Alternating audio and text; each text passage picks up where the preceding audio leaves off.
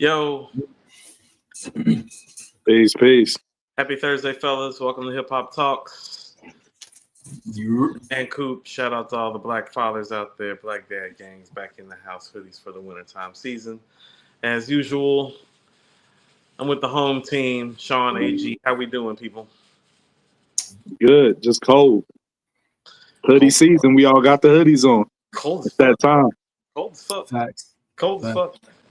AG, we was talking, Sean, while you was handling some of the admin stuff, me and AG was talking. I was like, shoot. AG was like, yeah, it's a cold front in West Virginia. It's like, shit, it's a cold front everywhere. It's like I had to put the heater down here today for the first time. Yeah, Yep. it was 80 degrees yesterday and today where I came from. Here we go. Sean be like, I was chilling in Boca Raton. Yeah, I mean, there were 15 supermodels. They were all lined up by my rental vehicle. No, what Jay said, we switched places to get the chance to forecast. You're not allowed to quote Jay, first of all. You're definitely not. Wow. You are the Jay hater on here. I'm not the Jay hater. I'm not the Jay hater.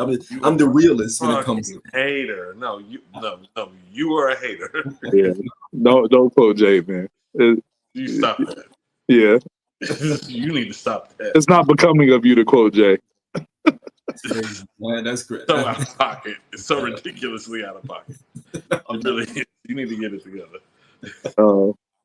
Peace to everyone in the chat, man. Like, our numbers are climbing up there. Everybody like and subscribe to the channel.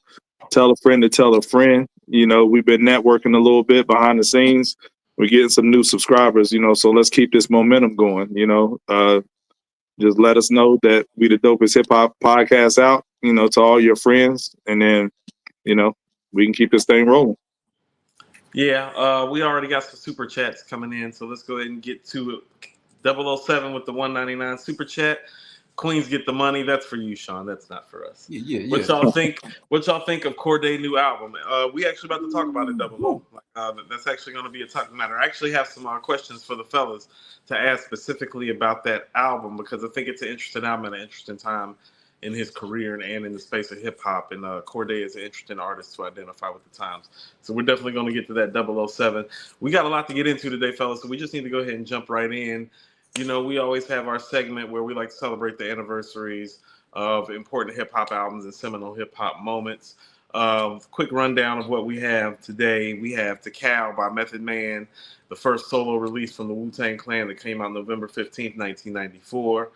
We have The Predator by Ice Cube, which came out November 17th, 1992. We have Method Man again, fourth quarter, because Method Man has always been a numbers guy. Tical 2000 Judgment Day, November 17th, 1998. And we have the illustrious Foxy Brown with the Il Nana, which is coming out November 19th, 1996. Fellas, give me some of your thoughts about some of these albums. I want to pinpoint something about one of these albums and kind of keep it pushing. If you all want to kind of like do the same, that's cool. If you kind of want to run through them all, that's fine with me too. But go ahead. AG, set it for us. All right, for sure.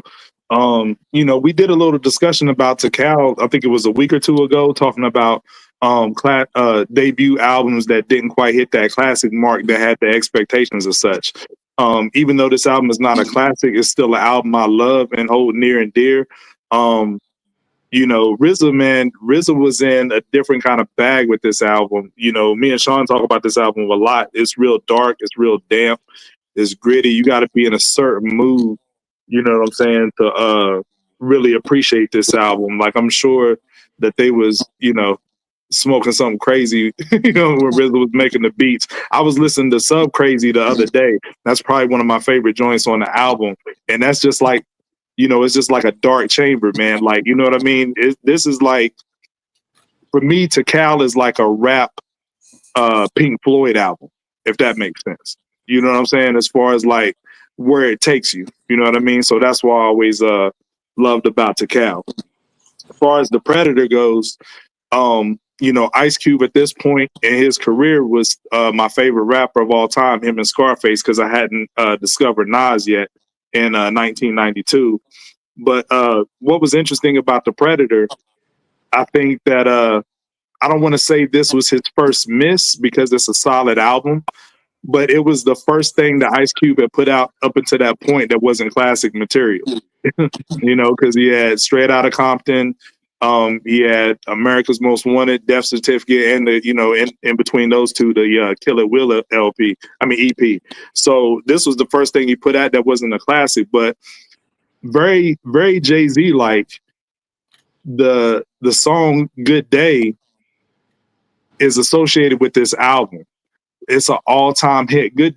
Today Was a Good Day is arguably a top 20 hip-hop song of all time. No, I wouldn't say no lower than 25, maybe. You know what I mean? And that's associated with this album. So even though the album wasn't on par with his other material, I think the Ice Cube still represented and had an all-time classic song coming from this album. But it's actually not my favorite. My favorite joints on this album is When Will They Shoot and Wicked, actually. Okay. So Sean, jump in. Tell me some of your thoughts about some of these albums today. Tical is, I'm with AG on Tical. Real time, Tical was like everything to me. You know what I mean? Kicking off with the lead song Tical. You know what I mean? Biscuits, Bring the Pain, All I Need. The original All I Need, you could tell that they needed to update that one just because of, you know, you can't have Street Life on that hook, right? You know, that was like a situation where you're going inside, you're keeping inside the camp, but we didn't know who Street Life was at that time. You know, he was just someone on Mel's side of the fence. Meth for a Chef is still one of my favorite joints, going back and forth. What the Blood Clot was one of the first joints I memorized, going to school rapping that joint, getting in trouble rapping it in front of the teachers. Sub Crazy was always crazy, but Alicia Death is the motivational one. That's the one that's the Rocky song. And again, RZA zoning out. RZA taking a Rocky beat, flipping it, and making it grimy, making it grungy, and Meth going crazy on it. This album, I think we look back at this album in hindsight and said Meth was a star, because he was a star off into the Wu-Tang 36 Chambers. He was a star, right? He was the one setting the tone for the clan to come after. But I think because he was the first one to set the tone, he also was the one that suffered the most in that first round of solo joints, because I think RZA was still trying to figure out that sound, and he was still latching on into the 36 sound. That sound was still dark and damp, which is great. We still loved it. It was still grungy and grindy. But it, you know, again, I think he was a victim of RZA still trying to sharpen his sword at that time. I'm not gonna ask either one of you niggas any T2 Judgment Day questions, because y'all are some fucking Wu-Tang heads, and y'all already said too much about Tical. And I actually have some Tical thoughts I'd like to get off as a Wu-Tang fan. So we're not even gonna talk T2 Judgment Day. What about Il Nana, fellas? Yo, that's funny though, Coop, because Sean actually does have a good story around T2 Judgment Day, because wants to hear Sean's he said that was the first joint he caught when he got back from boot camp, right? Yo, son, I stepped off the basketball court. This is after I was in boot camp for 17 days straight. I did 97,000 binkies. I scored 52 points in the game. I stepped off 13 shorties, Coop. 13 shorties. Wow. Shaw got a picture of him holding up a 12 for 12 points, like Will held up the 100. Are we doing this? I don't have the energy for this tonight, guys. Sorry, you want to know what? That was a cheap shot. I apologize. I started. My fault. I'm gonna go ahead. That's my fault, AG. I'm gonna own that one. But I always found that dope that that was the first album, that and Bobby Digital, when he came home from boot camp. So he always referenced those albums. But Il Nana, real quick, Foxy is my favorite female MC of all time. I love this album. Yeah, I love Fox. I love this album. Not quite a classic, and I think it just came at the wrong time. Overshadowed by Lil Kim's Hardcore the same year, and just in a stacked year, 1996. I don't even know, as dope as this album is, I don't know if it makes the top 10 albums of 96. I don't think it'll make it. I don't think it's placed in there, but I love Fox though. This is Fab Five Freddy talking to Tupac. Sorry, AG, go. All right. Oh, you good. But yeah. But that's pretty much it, man. I love this album. Love Fox. Shout out to Fox. She's my favorite female MC. But it just came out the wrong time in a stacked year, and direct competition with Kim, which Hardcore is the better album of the two. And you know, I don't know if it makes the top 10 of 96, but overall, a solid effort. I would give it 4.5 mics. Love that album. I wouldn't give it 4.5, and it's not a top 10 rap album in '96. I'm not giving neither one of those things. But I have some positive things to say about Fox. Sean, you got anything you want to say about Il Nana? I kind of disagree with you, AG. I don't think in real time we felt that Fox was that far off from Kim. These albums came out, I think, a week apart from one another. It was real close. I feel like it was real too close. Yeah, it was like a week or two apart from one another. When this album came out, there was so much ramped up around it, man, because Fox is on like these features, Smoking Jay on the joint that she had with him. And it starts.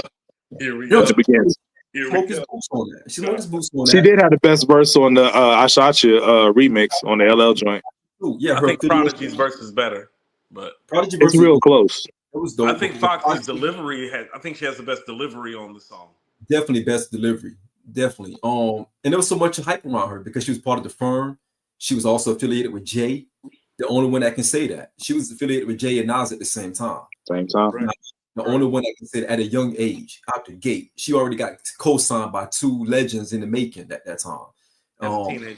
As a teenager. And holding her own and talking, talking that talk. So in real time, I think what happened with and then she also had Def Jam backing her too.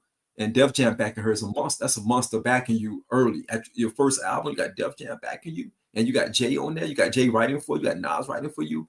So I think it fell flat to some, like you said, AG, just because you probably wanted more from it. You probably wanted more songs that could play on the radio. Because at the time, we weren't getting some of these songs like that. You had to listen to these songs on the radio. And I think the lead single was on the joint with Blackstreet, right? That was the lead. Yeah, Take You Home. Yeah. Mm-hmm. Yeah. Oh, but it's not in comparison to what Kim was doing. She was looking cold in that video too. I remember that back in the day. Yeah, No Time was crushing. Take You Home though. Yeah. So, fellas, a couple things. If I may step in for a moment. Mm-hmm. Yeah. What if I told you that Wu-Tang Clan got this wrong all along, and that Method Man shouldn't have gone first? Because the problem with Tical is that, well, RZA hadn't figured out Method Man totally as an artist yet in terms of how to make beats for him that work totally yet. Like, even though it's dope, it's not a perfect fit. And what if I told you that Method Man has an MC actually sounds better lyrically right after Tical than he does on Tical with Redman on the Purple tape, on Liquid Swords, on you know what I'm saying, on all the feature runs stuff that he does. What if I tell you that Old Dirty Bastard goes first? Because it's RZA's cousin. And I bet you Dirty had more of his shit built to go.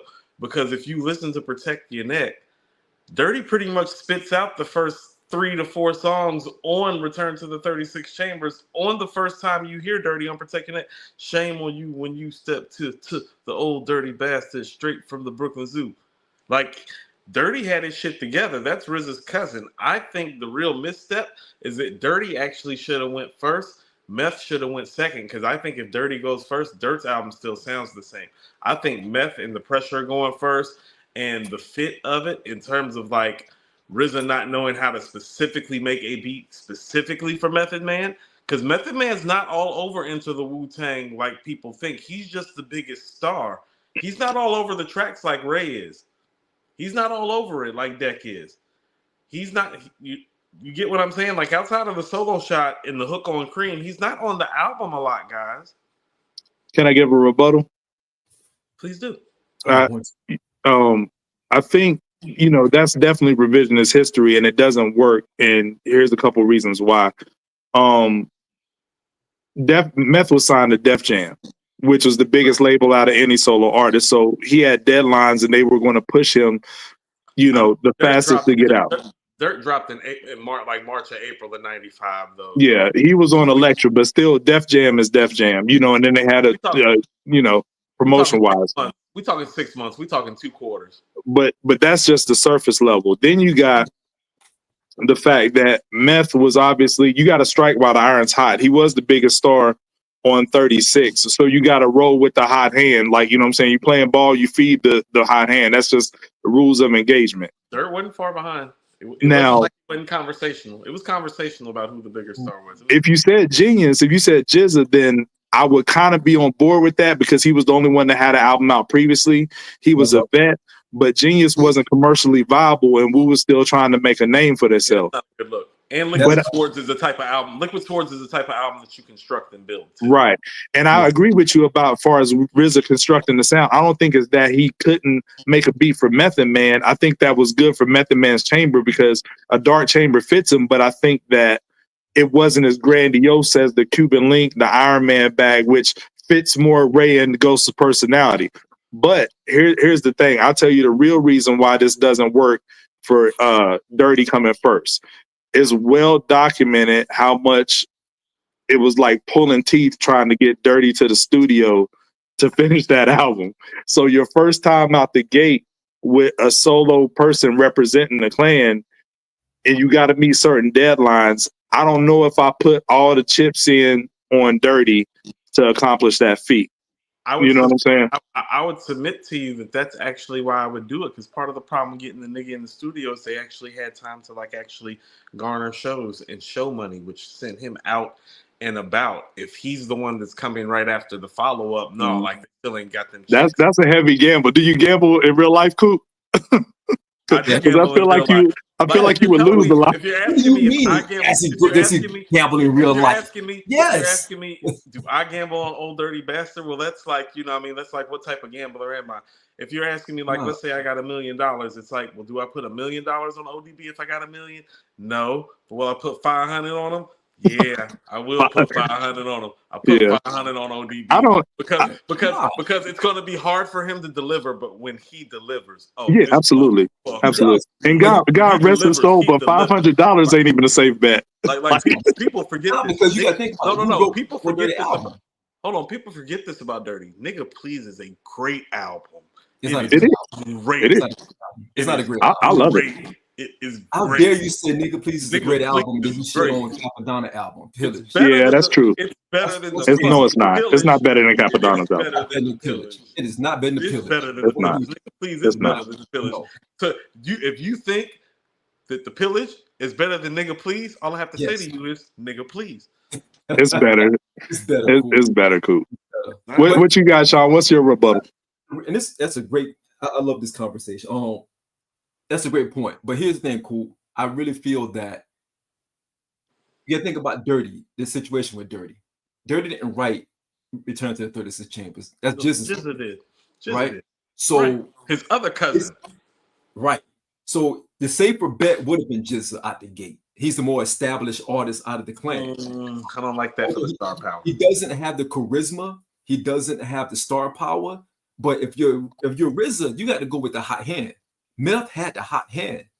Although he wasn't all over the record, all over the album, the singles, he was over the singles. He had his own single, Method Man, and he did that was a single off of the album. You got to deal with that hot hand. The ladies loved him.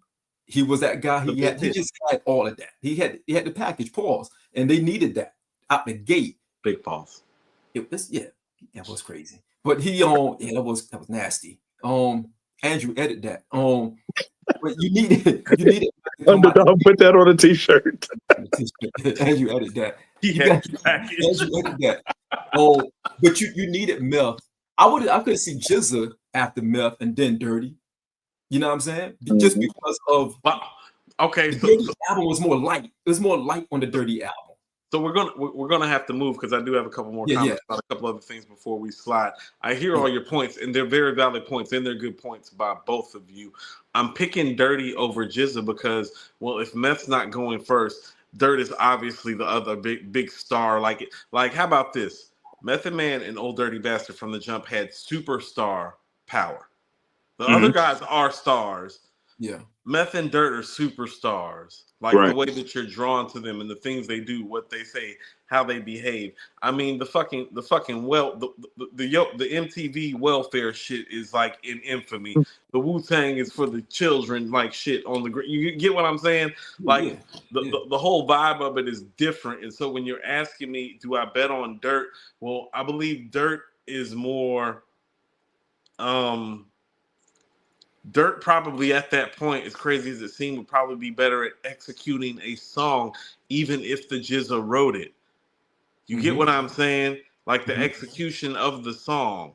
Like Return to the 36 Chambers is better, and it's because, well, it's Jizza, RZA, and Old Dirty Bastard, the three cousins working together. Right. That's really the core of the Wu-Tang. The first Right. solo album should come from the core of the Wu-Tang.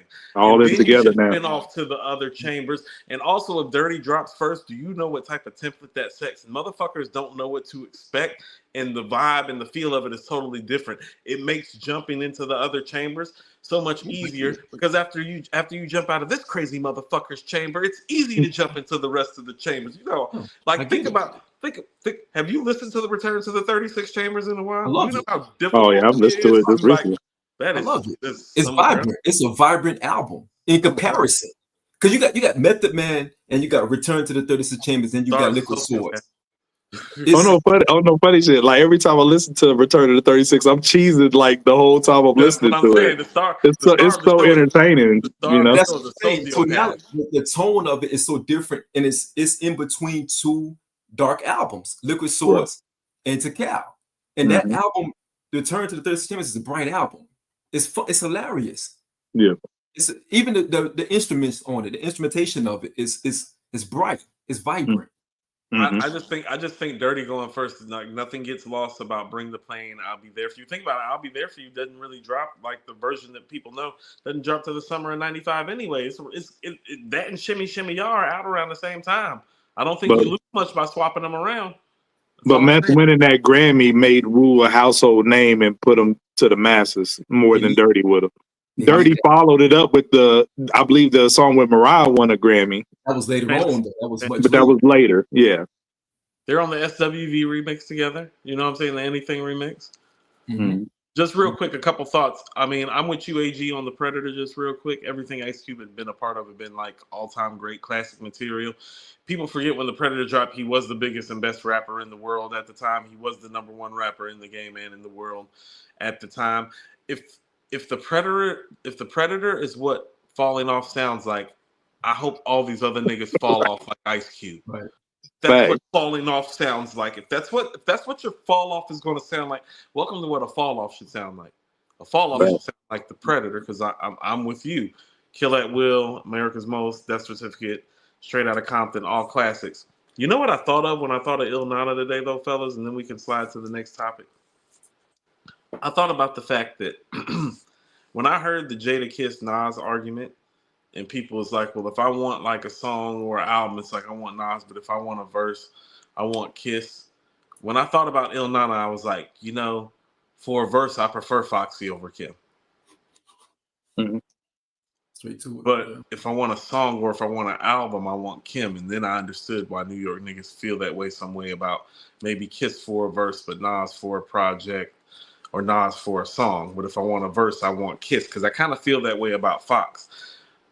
Hardcore is superior songs and a superior album structure and superior beat selection. But Fox is a better spitter than Kim. And I've always said that. And I still have Kim #1 overall all time, because she is very much like Biggie. She does so many things well that it's hard to knock her. But just bar for bar, man, I'm with you, AG. Like, Fox was my favorite spitter.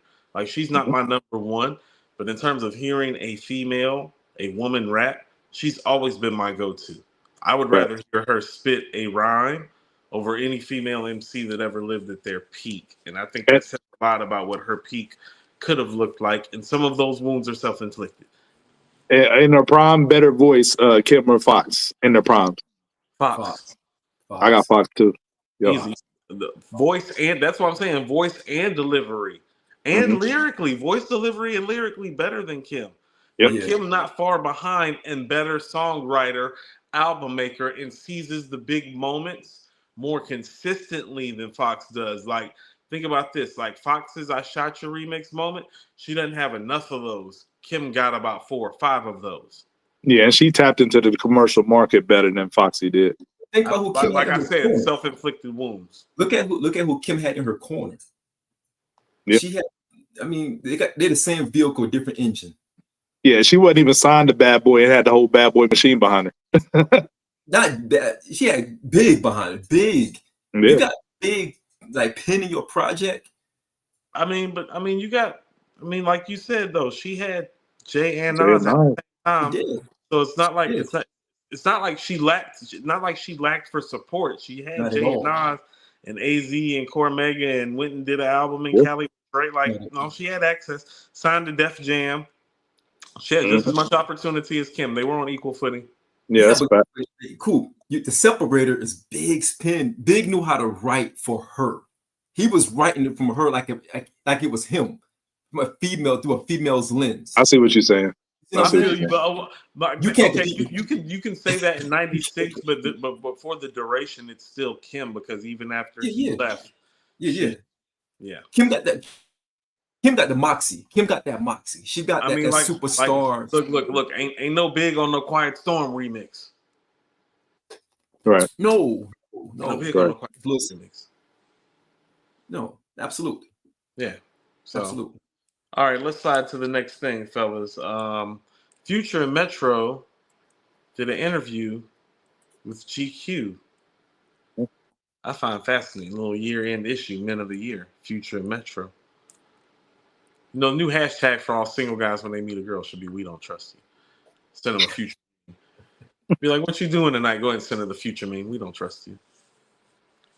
That's for all the fellas out there living the lifestyle. What did y'all think of the interview? Future denies ever seeing or hearing about any beef between Drake and Kendrick Lamar. Bullshit. Well, Metro talks about these things being personal with Drake and it not being about a woman. Bullshit. Go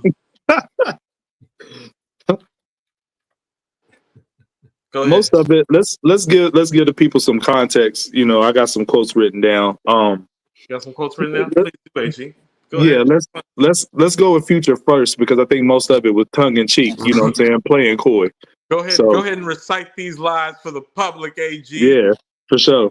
I want to make sure I'm lying right. So, when Future was asked about the beef, he said there was a beef, and they said he was smirking in the article. I didn't even know they had nothing going on. I ain't never participated in rap battles, man. AG, this is Future. He's always smirking. It's the drugs. Next. He said, why should I care about the beef when no one involved seemed to care about me? Talking about Kendrick, he said, Big 3 on my song. It's just Big Me. I'm supposed to be the one who gets mad. I'm still confused about that. Nobody cares about what I think. And then started laughing. So, I think he's more tongue in cheek there, saying that he's denying the beef or whatnot. That is not tongue in cheek. It's like I've been telling y'all, and we've been talking about it on this show all year long. Is Future involved in this conversation? Because if you look at it from every metric, he thinks he's in the Big 3 for sure. Yeah, it's not a think thing. By everything that it's being measured by, he should be in there, except for the fact of the actual lyrical variety. He is 4 out of the 4th, but in terms of impact, might be first. It's the lyrical thing that knocks him out. But in his mind, because academics spoke to this too. He was like, he's better than Kendrick and Cole in a lot of ways. Yeah, I mean, Future thinks he's more popping than all 3 of them in his mind. You know what I'm saying? But lyrically, that's the separator. But his mind is full of Molly and Quaaludes and cocaine and marijuana. But it's a lot of stuff going on in there. But they did ask him too, is he cool with all parties involved since this happened? He said, yeah. Who am I not cool with? Because I ain't got nothing to be mad about. Find something that I should be mad at them about, and then I guess I'll get mad. So I guess he's just putting out there that, what I'm saying, it's all love. You know what I mean? He act like it wasn't no problem, no beef.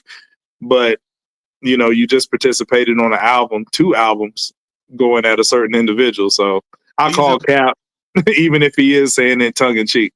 These are bald-headed lies. Sean, what are your thoughts? It's a bald-headed lie. It's a bald-headed lie. It's a bald-headed lie. About that, I'm good. I got a head full of head. Man, put your hat back on, man. Give your take. My bad. You know what I mean? I just like keep the hat on so y'all don't feel weird or nothing like that. I feel great. My hair's still growing. I'm bald by choice. My bad, man. Look, man, this is all about What is this really about? Honestly, like Nobody knows. He answered it like a politician, to be honest. Percocet, He did a lot of dancing. He answered it like a politician. Look, man, there is a Drake and Future collab on the horizon. Yeah. This is part of that. This is that olive branch saying, look, I didn't have really issues with the guy. That way it doesn't look crazy when him and Drake pop up on, on stage together real soon, or on a song together real soon. That's what this is. Drake said in the song, he said, Future, I never really have any issues with him. I know this is like, Metro's doing. Right. Metro out here acting. Metro out here acting very zesty. He's very zesty. Yeah. You know what you would do when you put Kendrick on a song, on the album that says we don't trust you. We've heard the stories, the backstories. Why talk about it now? We're several months removed. The battle is over. Kendrick is stumping a mud hole in them right now. Still, not even putting up new music. People still talking about it. But now you're gonna come out and say, "Oh, I didn't know he was talking about Drake. I didn't even know why he didn't mention me in the big three." Kendrick, I mean, Future, you were not. You should be in that conversation. Let's be completely honest, guys. He has a point. He should be in somewhat of a conversation around something. I don't know if it's a big three conversation. I don't even think a big three thing really exists. Straight up. The media created this big three thing. I don't even think a big three thing exists. There's a top tier, there's a mid tier, and there's a low tier. Future's in that top tier. I'm not a huge Future fan. I can appreciate what he do. He should be up there somewhere because he does, like you said, Cool. The numbers speak for itself. Numbers don't lie. He does great numbers. He put out 3 projects this year. He's got the songs. All of them dope. All of them dope. Songs too. He's got the songs. What he got, Cool? Songs, influence, streams, money. He has all of that. The biggest thing. The girls too. You done had the girls too. You done had the girls. Yes. He's the toxic king. People think toxic is cool now. They think it's cool to be toxic. I told you, when you meet a chick, all you need to do is send her. All you need to do is send her the Future meme. She know you're on demon time. She'd be like, "Oh, I already know what he wants. That's I'm gonna do it, and I'm gonna do it." What is that? That is cultural impact. People think that being toxic is dope. They're like, "Yo, I want a toxic chick." Shorty be like, "I'm toxic." What? I mean, we was coming up, but they said that's crazy. You crazy. Hit her with some Future meme. Right. Then you hit her with some Future behavior and leave her ass when you're done. Right. Absolutely. I mean, wow. He has all of the above, right? He has all of the above. Got it on lock. He should be up in that pantheon. And he's around. He stayed outside this whole time. Future and Drake have been outside this entire time. Right. He's around. And if you want a hit song, who you go get? He's one of those that you go get. Who do Drake go get when he want a hit song? That guy. Okay. Let's stay right there for a minute before we get to Metro's comments. And I want ask you this specifically, Coop. Academics said on Twitter on a stream that he feels like Drake needs Future to keep a hold of ATL, that region. How true do you think that is?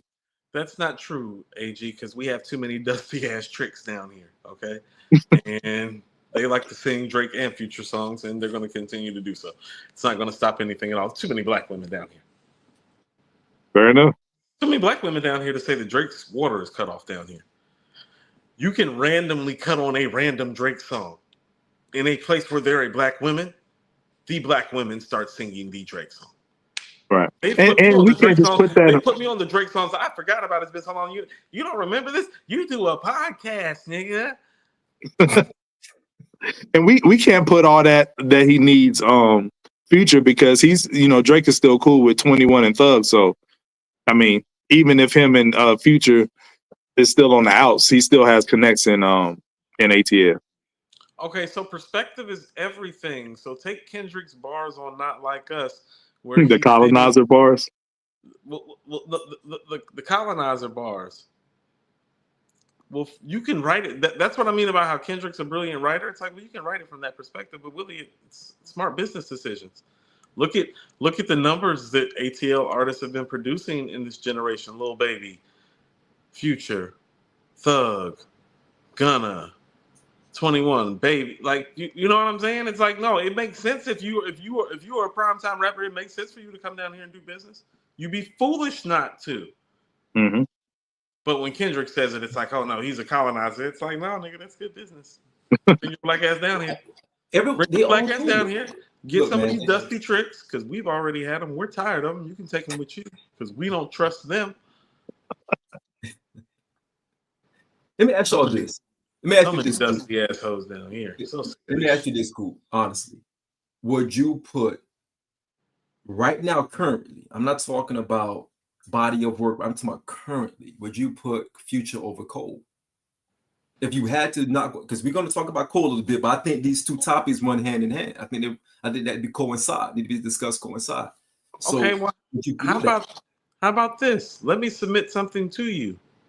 Let's just talk this year. Mm-hmm. He's having a better year than all three of them. Absolutely. What are we talking about? Absolutely. Yeah. If we were actually picking between the four of them and going into an 18-month cycle, he would be the one that we would pick if we're talking about music, numbers, like go pick the metric. It would actually be him that we would pick over the three of them. One nigga's just been doing features. One nigga's been on tour for a trashy ass album. And the other nigga's been dropping mid. I mean, I think that's why he's sharing the cover of GQ with Metro for that reason you just stated. And let's not get it twisted. All three of these projects are quality projects. We Don't Trust You is the best of the three. Yes. And it's the dopest thing he's done in a long time, in my opinion. But these are all really dope projects. And quite frankly, and it seems crazy to say this, like if you're actually looking at who the artist of the year should be in hip hop, it should actually maybe be between Benny and Future, because they've actually done the most work, done the most quality work, and been around all motherfucking year. But I would give it to Future over Benny. Yeah, I would too. The best ability is what, guys? Definitely availability. Yeah, but why we gotta keep having this goddamn conversation? But you can't put up 10 points a game because you're available. You know what I'm saying? You've been putting up more than 10. How about this? It's like, I look at it like this. We Don't Trust You. We Don't Trust You is like a 25-point game. It's like 25. You don't like We Don't Trust You? They had a lot of impact behind it. I mean, granted, a lot of it was the beat, but that album was bringing off. It's just not your style. It's just not your style. We Don't Trust You's a banger. I'm not gonna lie, it's not my steez. I'm not going front. We Don't Trust You's a banger. Sean sneezing at 10 points a game. Was you putting up 10 points a game, Sean? Never. Oh, you was giving them the single doubles. I was myself on the bench. That 5-on-3. I'd be like, Coach, the triple singles. Coach, take me out. I was sit myself on the bench. Look. You're supposed to get 4, 5, 6 in a dice game, not in basketball. That's not supposed to be 4, 5, 6. It's supposed to be 4, 5, 6 in a dice game. Side average double-digit turnovers. I'm getting tired of this. I just want to stop today. He's gonna come back with quantifiable facts. That's what I'm trying to set this up. Get out my head. Are there more quantifiable facts? Yeah, I can't wait. Yeah. Let's get into let's wrap this up. So, in short, cap. Well, hold on, Coop. Let's get into Metro's capping, because Metro did a lot of capping too. You know what I'm saying? This is what Metro had to say.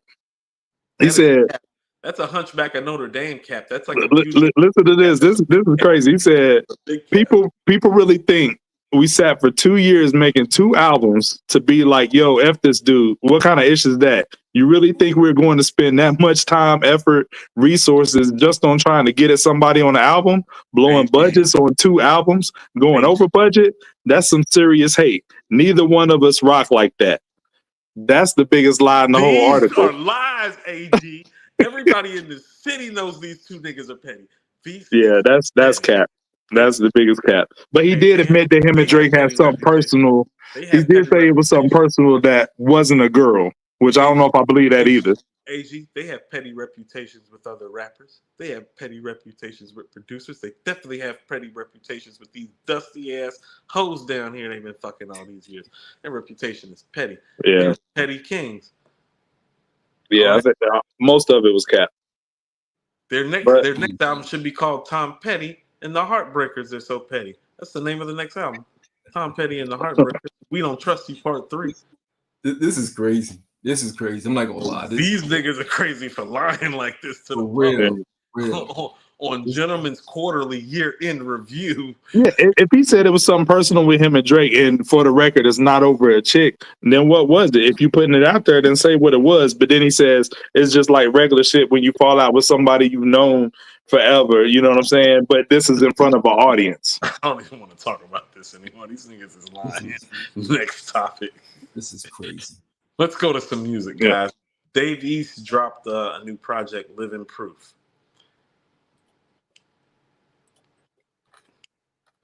Who's the guy that did the Arab music? Arab music.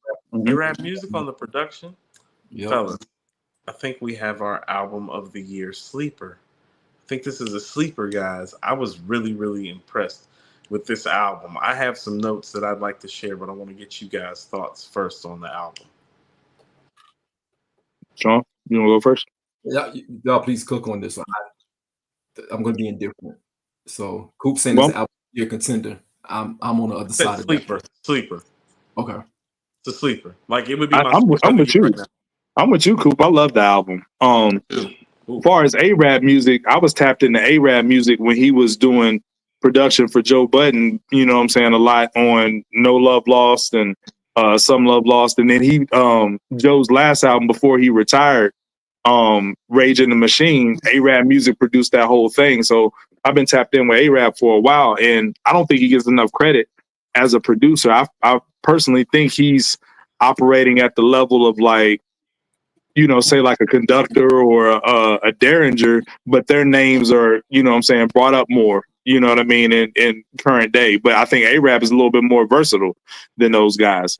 But anyway, as far as Dave East is concerned, I'm with you, Coop. I love the project. I don't want to spend too long talking about it, so you can go. But Dave East, you know, I think he's so New York that kind of like held him back. Like Dave is dope lyrically. He got a dope rap voice.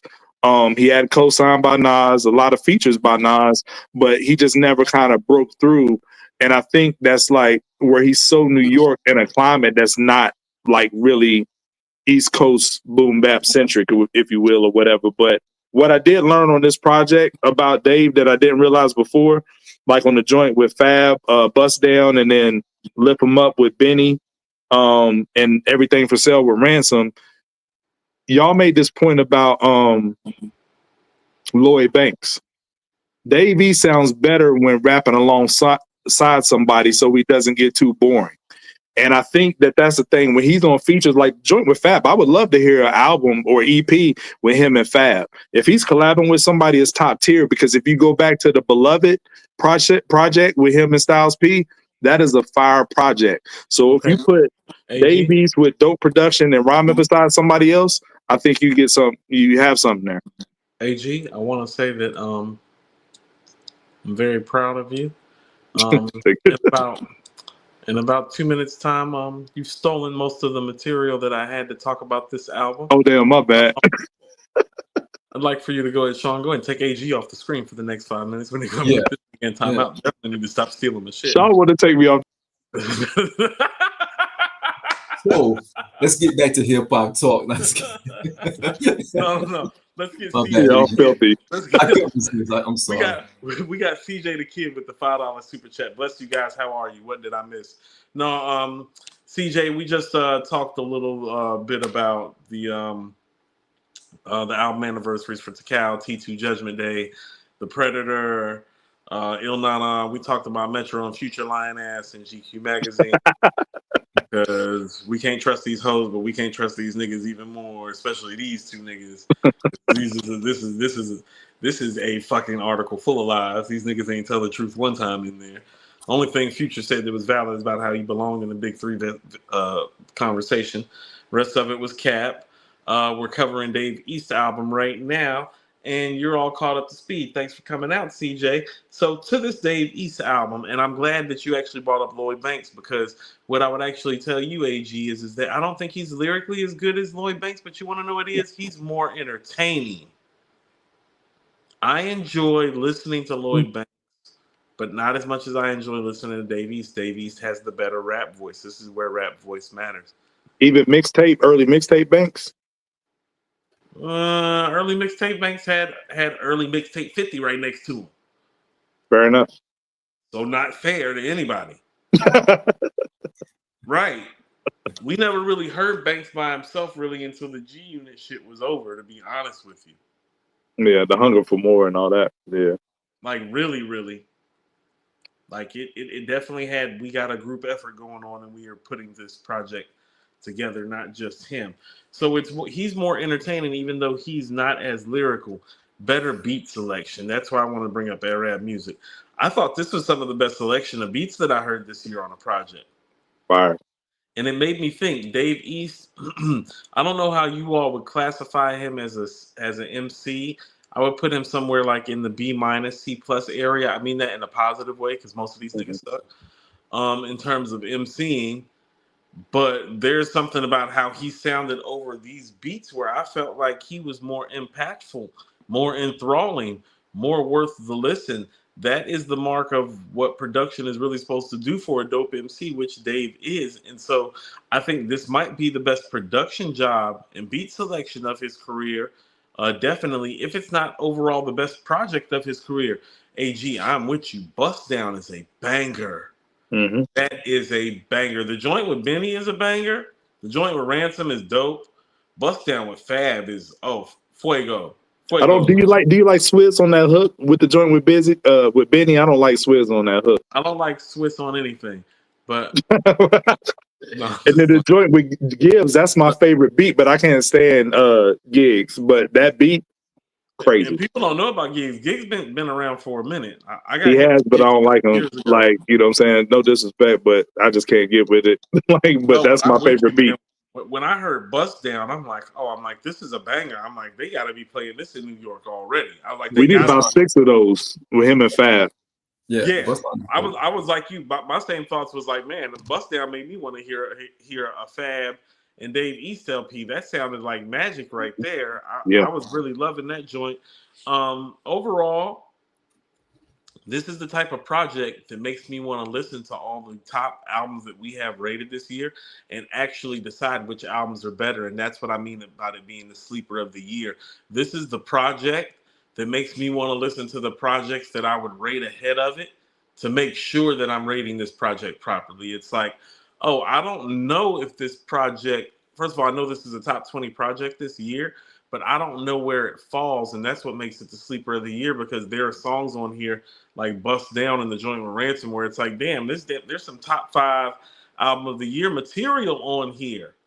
I would have it probably tracking along somewhere as like Blue Lips or something like that. You know what I mean? Around that ballpark.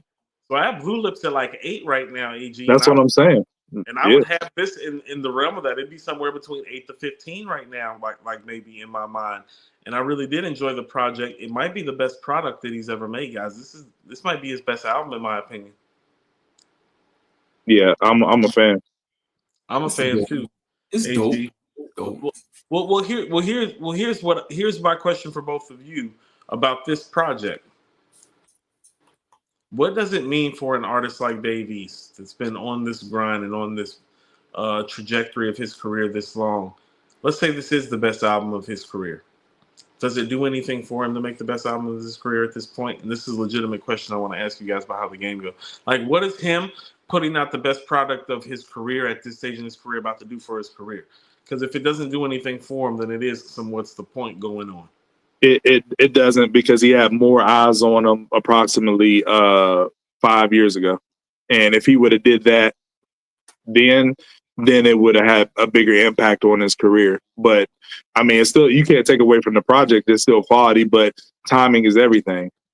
So piggyback question, Sean, you can answer this one. Did he miss his moment? Did he have a moment to miss? Sean's so disrespectful, man. I swear to God. Like, yo, Sean is wild. He's so smug. It's crazy. You know what Sean is? Respectfully. Sean's that friend from the project. Saying respectfully doesn't help it, bro. Like, what's wrong with you? The projects where you like, yo, you know, I'm about to go run to the mall with TT. It's like, nigga, you got your pistol on me? It's like, no. It's like, you know you're going with TT. You know that nigga be talking shit. Look, man, I'm a Dave East fan. I'm a Dave East fan. Are you? I am. I don't think so. I think sometimes, I love you guys, but I think sometimes y'all bloviate these artists and their records in the moment. You know what I mean? I said he was B minus C plus. I didn't blow VA. And sleeper. He used the word sleeper. You know what I'm B saying? minus C Still plus. too much. That's still too much. Whoa. Are you saying it's trash? I'm not saying it's trash. I'm not saying it's trash. It's a You kind of dope. are, but you kind It's of a are. dope album. It's honestly a dope album. But to say he missed the moment, that I don't think a moment was ever presented for him to miss. Honestly, because I think that he's. It depends on what the ceiling was for that moment. Hold right? on. This is what I mean about Seal the Moment. There was a moment when New York hip hop was in a transitional stage, and Griselda seized that core hip hop moment. And Dave East was around at the same time that they seized that moment. Conway, Westside, and Benny like sealed for whatever it may not become that it could have been. They did seal the deal and put shit on lock. To be fair, during that time he was trying to do the acting thing too. So maybe he didn't put all his eggs in the basket of rapping. You know what I'm saying? Because he was trying to do the acting thing too. I'm gonna take a movie check before I'm gonna take a rap check. Of course, every time. That's why Freddie Ass was gone for a year, and the last song on this album, which is an album of the year contender, is called On Set. Yeah, but y'all making excuses for okay, we just gonna go to the next shit. Nah, because we do this all the time. Y'all talk. I love the album. It's great. And you don't listen to it again after the first week. I'm definitely I've listened to this quite a while. I've listened to this a few times. I mean, it's only been out a week, but I've spun it like 6 times. I'm about to say three over here. I played Bust Down like 30 times already. Cool. You said Glorilla had an album of the year. I did not. Always say come that. back to that. Lying and saying that 4 days later, I said, "Yo, cool. Last year the Glorilla album." Like the Glow album, See, but that's what I'm saying. You're not from down here, and so you don't understand how Memphis that album is for me and how that makes. You're not from Memphis. Memphis and Atlanta, 2 different states. But I got people in Memphis. I know what the vibe is in Memphis. That's what I'm saying. She made an album. What I'm saying is I can appreciate the project because I've been to Memphis multiple times, know what the culture is like, and she made an album. And she said you're not culture, Sean. But she made an album that was just landed this morning. What we talking about? What do you mean? Hold on, you don't really be outside. Platinum medallion right now. Look here. What do you mean? You don't really be doing that when you're in Memphis. What I'm saying is that I appreciate the Glorilla album because she made an album that's reflective of where she's from, but still satisfied her larger audience outside of that core base. And I think that's hard for a young and burgeoning artist to do. So I gave her credit for style points. I didn't say it was album of the year. Was I impressed with the album? Yes. Is Sean never impressed with anything because he's a fucking hater? Yes. Can we go to the next topic? Yes. Cordae? Yes. AG? Go. On 3. Uno, dos, tres. Blink twice if you feel unsafe in hip-hop talks. Oh, no, I'm good. Yo, the Cordae album, Sean gonna hate, but that's another album that I thoroughly enjoyed. I enjoyed listening to these albums. AG, don't be going around here. AG, don't be going around here telling Sean that you like shit. Shh. Yeah, but nah, the Cordae, and I got mixed feelings about it, even though I really like the album. And shout out to Cordae because he actually pulled up here to West Virginia. He opened for Lil Wayne when Lil Wayne came here last year. So shout out to him. That's a bald-headed lie. Ain't nobody came to West Virginia for no concert, man. Y'all got to chill, man. Y'all got to chill. You do got to stop lying about the West Virginia. Listen, man, y'all be killing me, man. But anyway, proceeding on. Don't make me side with Sean by talking about shows. Like, it's ridiculous. Listen, man, I got the pictures to prove he was here. But anyway, so the Cordae album, right?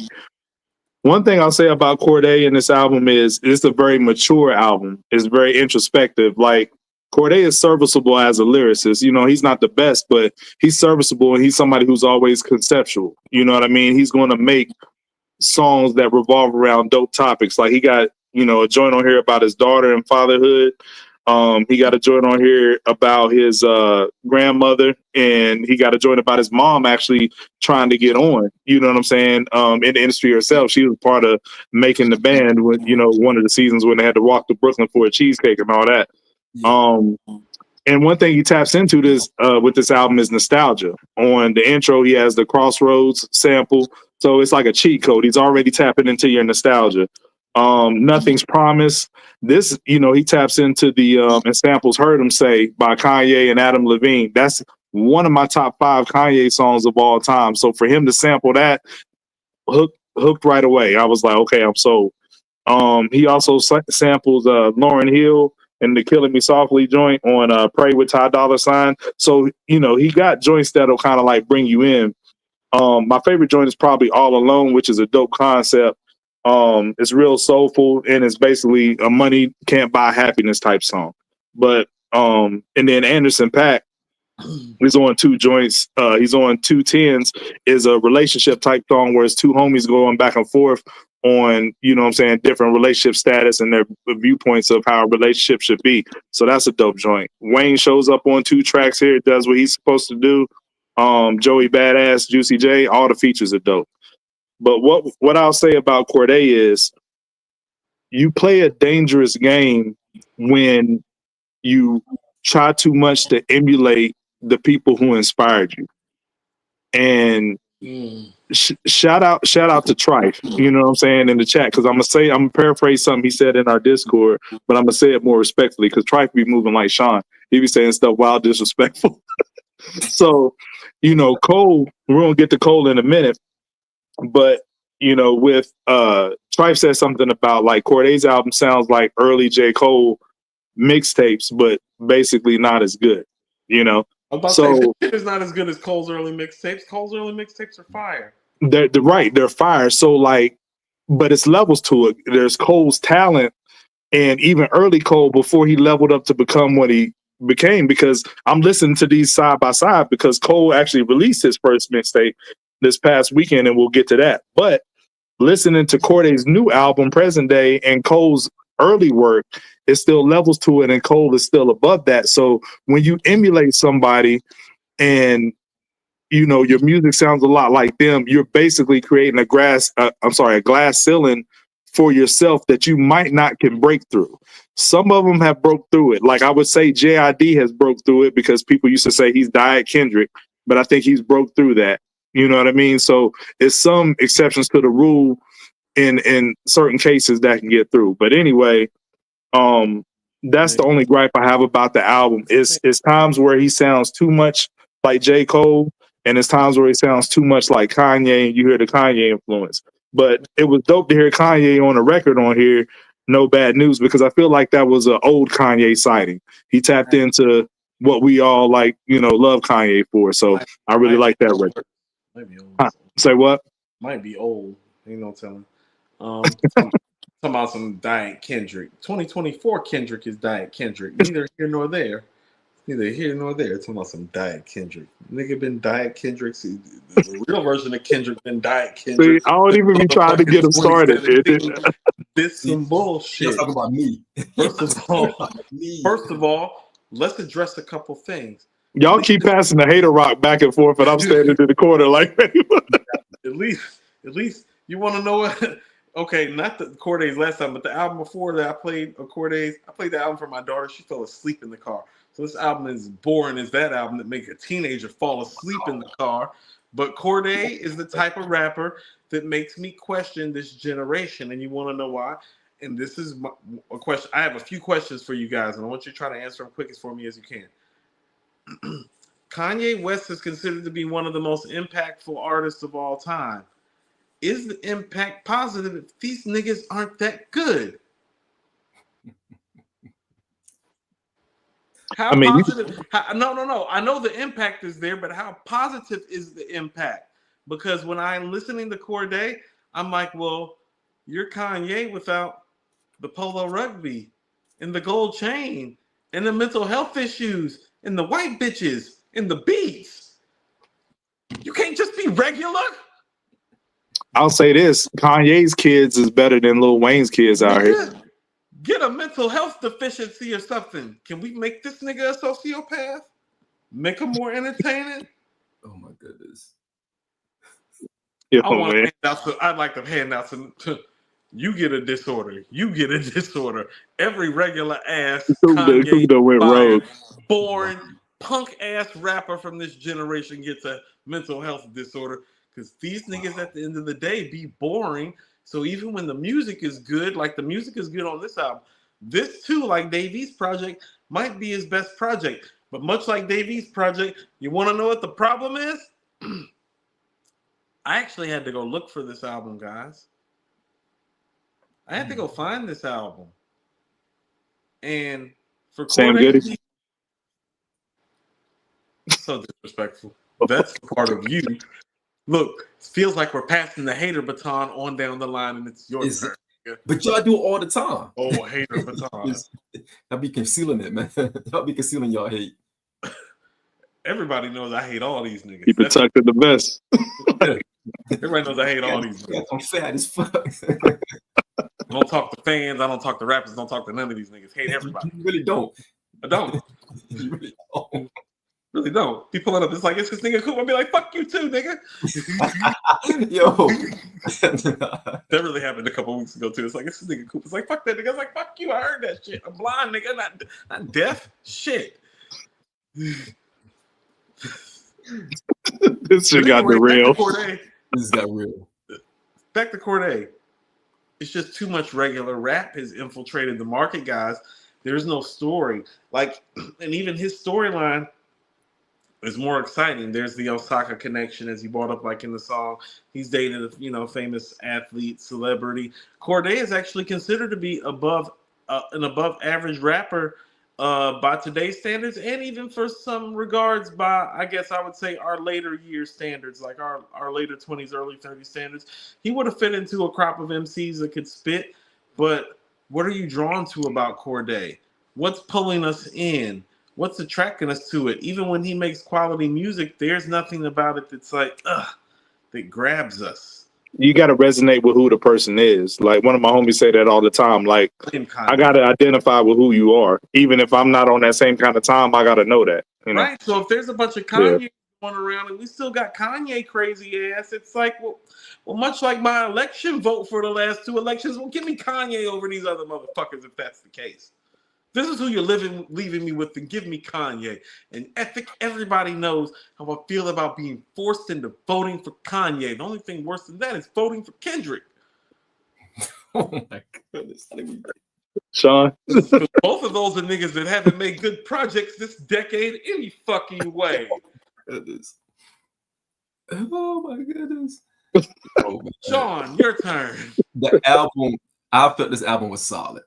Oh, I get that you guys don't like Cordae. I get it. I like him. I said I like the album, bro. Why you saying I don't like Cordae? I'm so tired of Who this shit. said that? I didn't say that. I'm so tired of this shit being boring, guys. I am. I'm so Don't lump me in with Cooper. I said I like the album.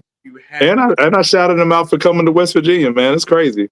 I think Sean even got the WV on his hat. Like, no, my fault. Why can't these niggas look here? Why can't these niggas get robbed after a show or something to have something to talk about? Like, yo, that's crazy, man. Yeah, this shit is boring. Here's what I was saying. This is so happy. It's like, it's so great. I'm so happy for him. This is great. It's like, cut this shit off. All right. The production on this album to me was really good. It was really good production. I think the production is the main star of this album. Cordae doesn't have anything, we are in our 40s, our mid-40s. Although you guys look older than me, I'm older than y'all, so I can understand where you're coming from. What, you know what I mean? Young, flashy. But the thing about it is we can't draw into Cordae, so I can understand that point. But at the same time, and I like your point, AG, when you mentioned about, you leaning in too much of the artists that influence you. You can hear that influence throughout this entire album. It's there. You hear Kanye, you hear Cole. Does Cordae have an identity? I don't know that because I don't really follow Cordae that much. This is like really the first album that I really paid attention to for Cordae, honestly. This is the first album that I actually sat with, and I enjoyed a lot of parts of this album, but what I enjoyed was the actual production of this album. Like the song Pray with the Lauryn Hill sample on the hook and the playing on that loop. You can't go wrong with that. You can't go wrong with that. His verse, his lyrics, his rhyming wasn't bad. It wasn't something that catches your attention. Like, oh, he's lyrical miracle. He can rap though. He can rap. He can rap. I love the stories. I love the introspection. I love the fact that he's balancing real life things, right? If you're Cordae, I look at Cordae like this, and this is why I'm gonna leave it. I'm gonna flip it back to you, Coop. Here's why I get to it. He got a song with Nas. You my friend now, right?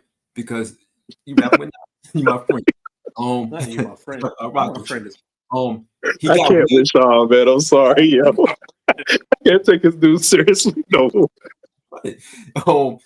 And I see COF putting up. I was about to go to Big Sean. You hear Big Sean in that. You hear J. Cole in that. You hear Kanye in there. You got a smorgasbord of different people. Look here. You can't be, nigga. You can't be an offshoot of Big Sean. You really can't. Not in 2024. He sounded like Big Sean a few years ago. Honestly, That's why I said you create your own glass ceiling, because if you're going to do that, you have to be close to as good as the person you're imitating. When Mike, you know what I'm saying? When Kobe was imitating Mike, he was damn close to being as good as Mike. That's what I'm saying. So, how about this? This is why I always loved how left field Cudi went after the Kanye shit. Mm-hmm. I always loved that for Cudi, because stylistically, after listening to his first album, it was trippy and hippie, but it was too much in Kanye's world, and he knew it, and he went left. Cam, DMX, Big Pun, Cannabis, he like Jadakiss, Chic, Styles. He's like, oh shit, this is not gonna work. Me doing this rapping shit against these niggas. Range look like Laffy Taffy. Killer, sing. I nominated Cam for the Discord dialogues this week, but he didn't win, man. Cam's my guy.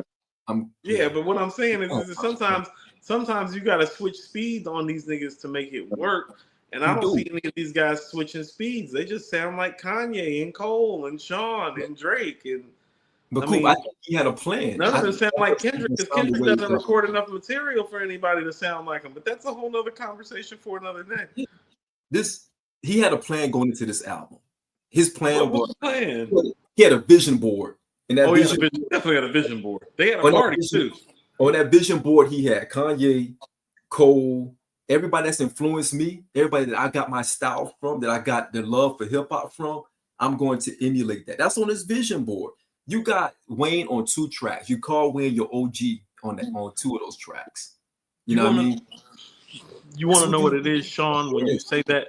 No, Sean, I'm about to say something very real. When you say that, I realize part of our problem for our generation with this generation of rappers, we don't know who they are because they don't know who they are. Bingo. That's why we can't connect to them. That's why the music doesn't fit. We like to know who niggas are. It's like, nigga, who is you? Where are you from? What'd you do? How'd you get here? Yeah. You gotta have an identity that's all your own. Who co-signed you, nigga? Who said you was okay to come around? Emulating is okay, but you gotta have an identity of your own established. You know what I mean? Yes, because it don't draw you in. Like what draws you into Cordae?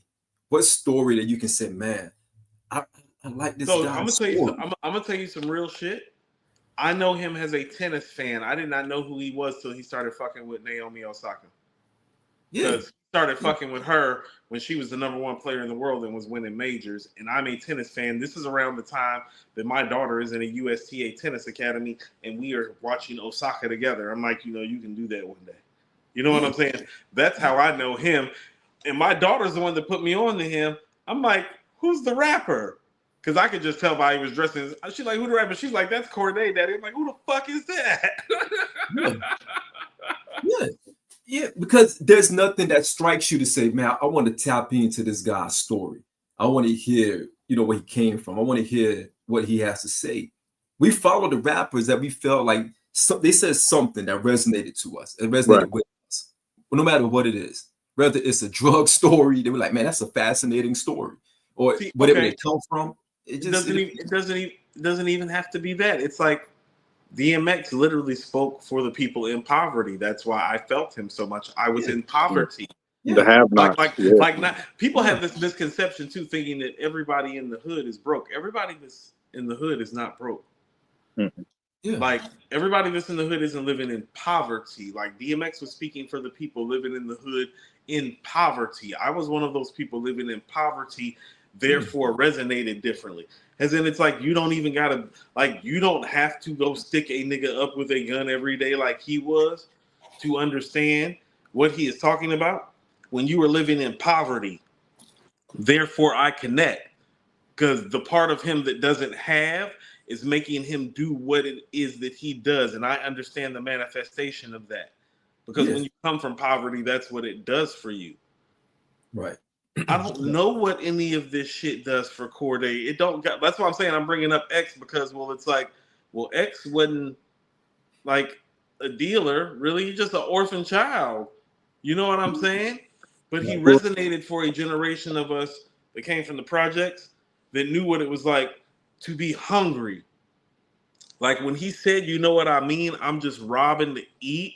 Oh no, the part of me that had spent nights hungry knew what the fuck he was talking about. It resonated. You have to have those connecting moments with the audience. Right. But to that point, it's not for a lack of trying because, you know, like I said, he have a joint about his father, his mother. I mean, sorry, about being a father, about his grandmother, about his mother. The introspection is there, but to y'all's point, is nothing that really pulls you in. So he's attempting these acts to be introspective and tell you about himself, but it's veiled in emulating another artist, and he doesn't have his own identity, so it gets lost in the sauce, if that makes sense. You know what I'm saying? So he's attempting to do these things. He just doesn't have his own identity established. Think about this. What makes Wu-Tang so special? The chambers of the artist. When you All the different personalities, all the different personalities that come from stepping into the chamber. Yep. You know with Ghost it's gonna be soulful. You know with Dirty it's gonna be wild. With Ray it's gonna be street. With Jizz it's gonna be lyrical and dense. Yep. With Capadonna it's gonna be overrated. Next. All right, this is where we're gonna move on. This is where we're gonna move on. Wow. He's been waiting on that one. I did. That was a great that joint was like a fab punchline. I can see you setting that up like a few bars ahead. I was waiting for the opportunity. Waiting for the opportunity. But no, but you know, close but no cigar. It's just my youngest sister. My sister's 15. My youngest sister's 15 years younger than me, so that puts her in her late 20s still. And she told me like this. We was out at a club. God damn, it's been. I hate to say it. It's been about 8 years. We was at a club about 8 years ago, and she just rolled up on me. She was like, "Yo, Coop." She was like, "We know this music ain't no good. It's just the vibe. We know it ain't gonna hold." She walked away, sipped her little drink, walked away and shit. And I'm thinking like, oh, okay. And that's really kind of like, it's really my takeaway from this era too. Is it's like, oh no, it's just a vibe for a moment. And once you like ride that wave, it's like it's done. All these guys is just like riding a wave. It's not sticking to our ribs. I don't know if it's sticking to their generation of moves too fast. Yeah, but I thought my sister kind of summed it up kind of nicely, and she was talking about her generation. But then she promptly hopped in the car, drunk as funk, and started singing Drake.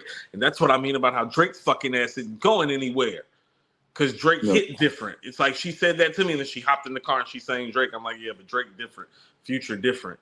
You know what I'm saying?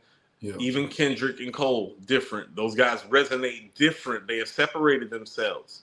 Yeah, but they are all vets, and they're on their, I don't want to say on their way out, but if you look at who the cultures, this was 8 years ago, so they weren't vets. They were in their prime. Well, no, I'm saying present day. If you look at who the culture's getting passed the baton to, it's really scary. You know what I'm saying? Because once Cole, Kendrick, Drake, Future, all them hang it up. Like, what do we got to look forward to? Somebody to really be consistent within the culture. And as far as making quality albums, it appears one of them has already hung it up unless we hear anything differently soon. But anyway. Oh, real quick before we go on the main topic, the Snoop single. Did y'all hear it? It dropped today.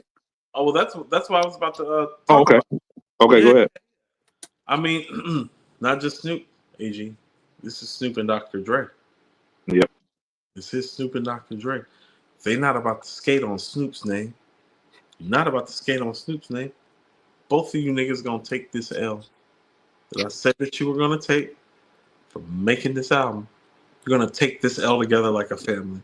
What do you mean? Like a family. What do you mean? I was there. I was like, yo, this is, I don't see this happening. No, not you two, Dre and Snoop. They trying to make it Snoop's record. Like you look up Snoop, the record pop up. You look up Dre, you gotta scroll down. Nah, nigga. Yeah.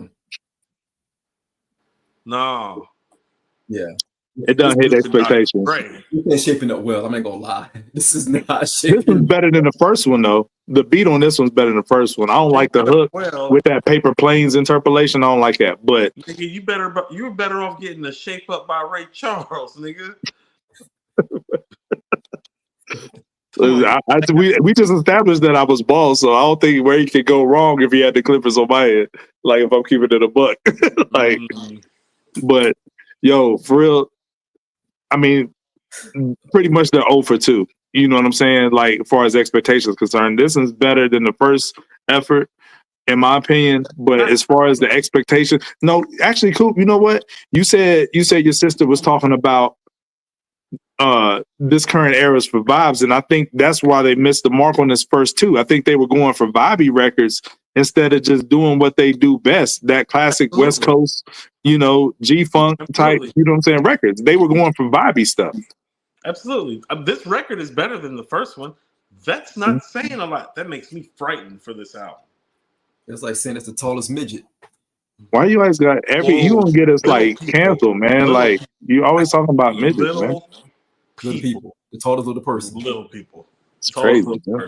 You're right. I saw one in the airport too, man. No, man. All right, so we moving on. We moving on.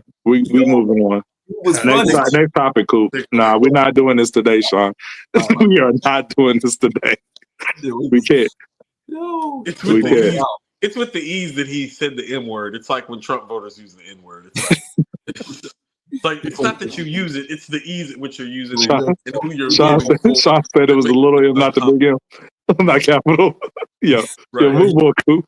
He bolted out. I don't want to get tarred and feathered for my political beliefs or for Sean's incentive. Yeah, we will get demonetized at some point. This is ridiculous. What do you mean at some point, nigga? We've been getting demonetized. Right. I mean, first of all, you're working with Coop. First of all, you're working with Coop, so you're probably losing about $50 a month just off the strength of my mouth.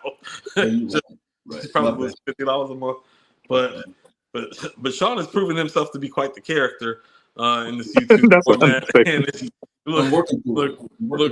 Look. He's like, I see you, Rasheed Wallace with Draymond Green. Nigga, take these kicks to the nuts. I'm sorry.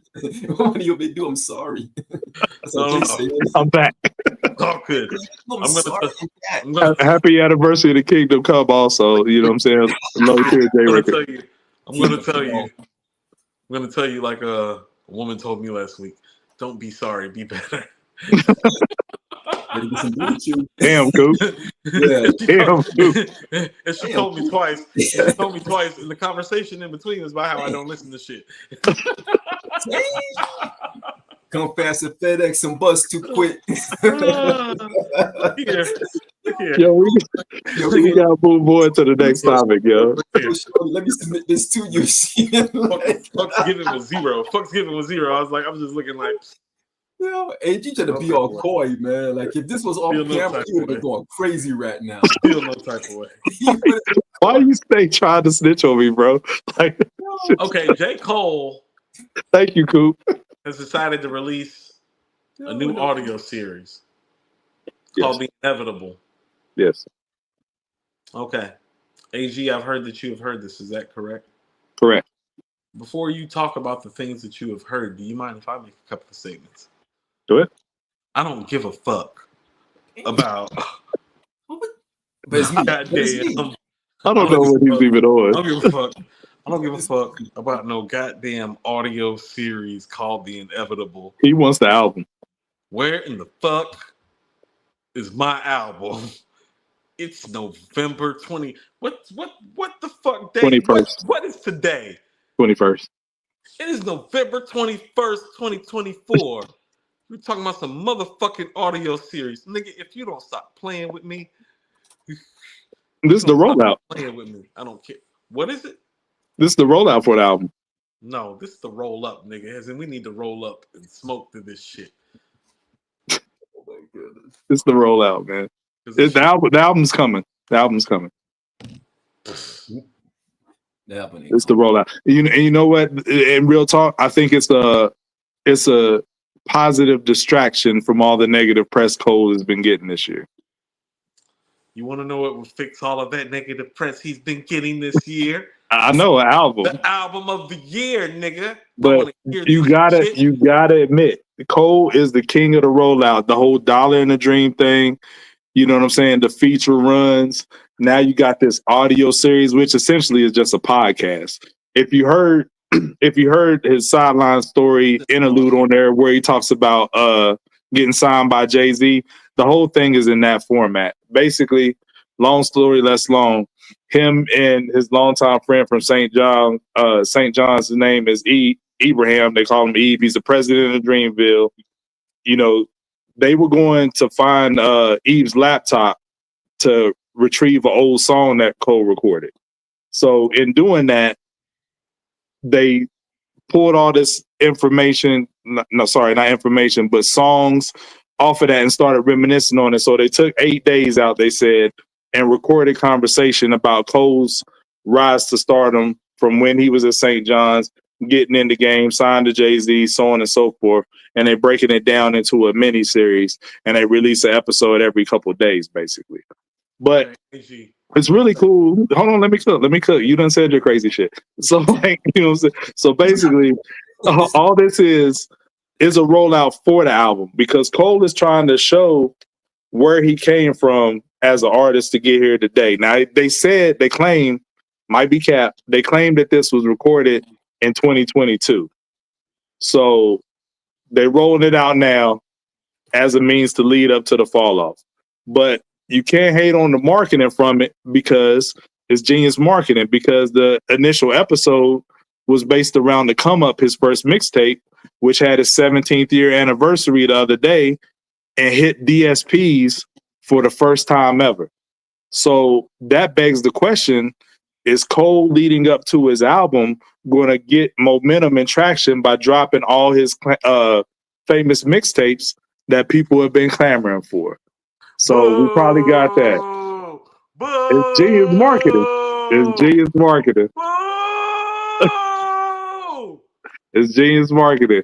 I can't even be mad at it because people been wanting that mixtape for a long time. And yo, I'm a mixtape fan. If that opens the doors for samples to get cleared and more mixtapes get on streaming services, then cool, let's do it. Because like Lil Wayne has done it, Drake has done it, now Cole's doing it. So if all the bigger artists can do it, you know what I'm saying? Let's get mixtapes on DSPs. Cole is a marketing genius, man. I don't care what nobody say about him. This is a rollout. Okay, that's cool. It's great marketing genius from a rapper. I'd like him to be a rap genius and make album of the year. How about that? The album is coming. The album is coming. I got faith in Cole. The album of the year, because that might delete later shit, ain't it? I don't know. It'd be hard to outdo the Gibbs. I got Gibbs at number one right now. I can't front. I listened to the Gibbs again this week. I might have to put the Gibbs in front of the raps too. The Gibbs is tough. All right, now Sean, y'all go back and forth with the hater shit like that. Sean, it's like boo. Yo, Tracy G got a super chat. Tracy G, J. Cole literally dropped an album in April. What the hell? We know Tracy, and it wasn't good enough. Next. Esquire with 601 with the $5 super chat. This is the album rollout for Cole's Day One fans. The stories they're given are actually dope. Warm Up and FNL are certified classics. First of all, those aren't certified classics. That has nothing to do with album of the year. Friday Night Lights is, yeah, it is. Friday Nights is a classic.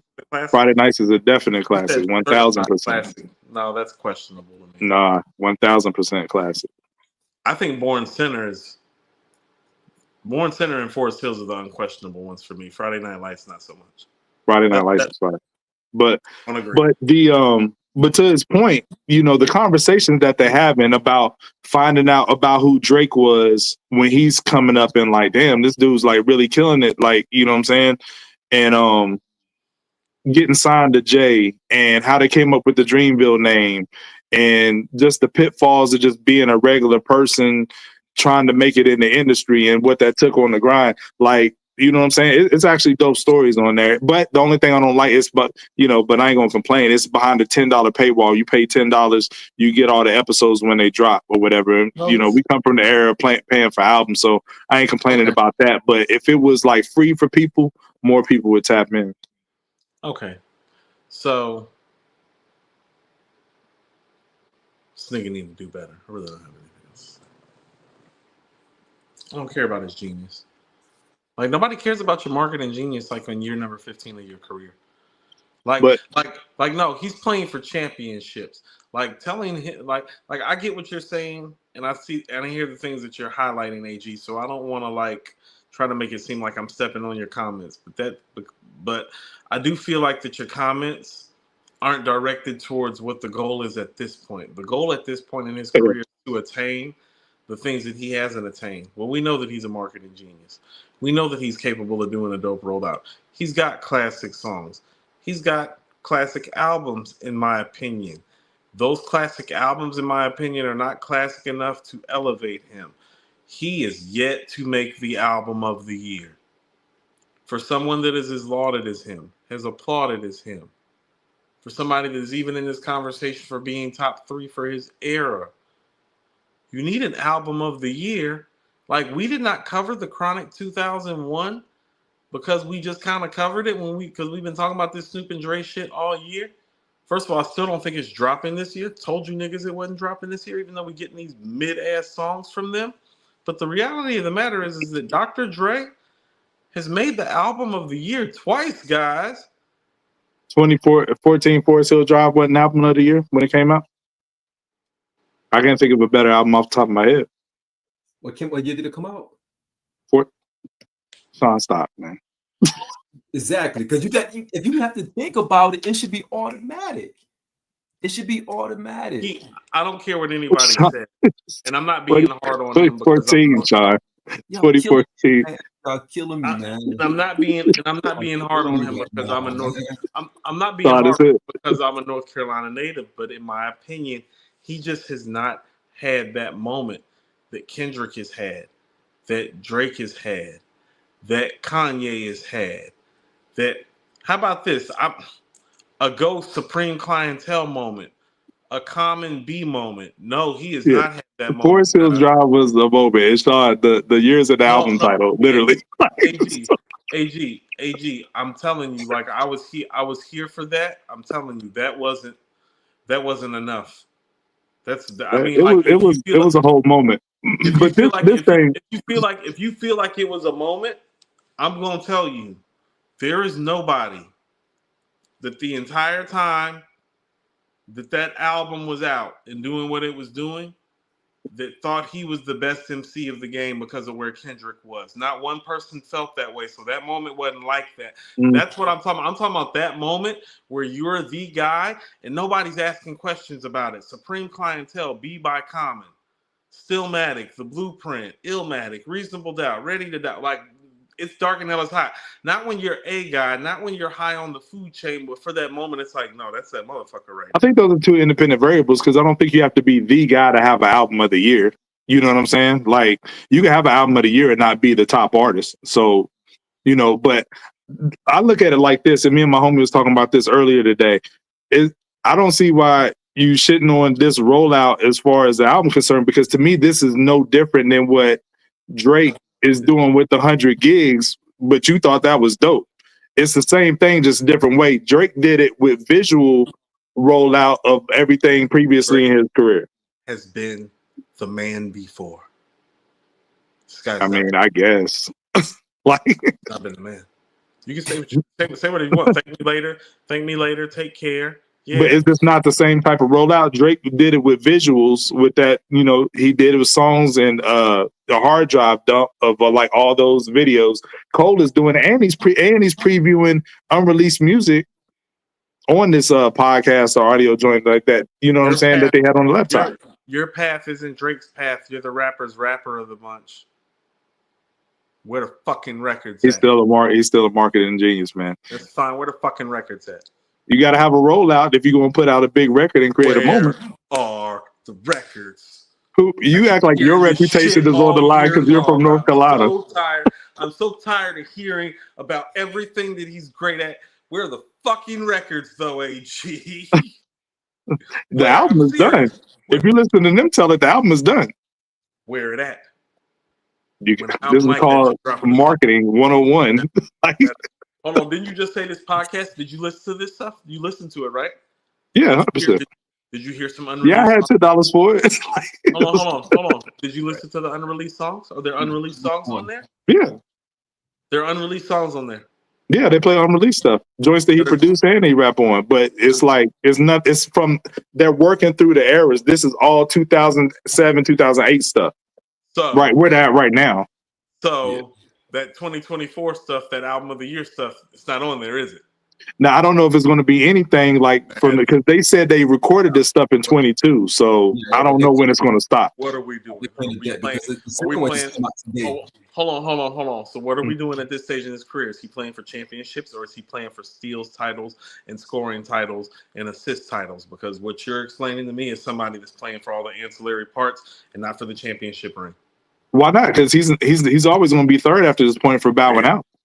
An album is not going to save that. Records.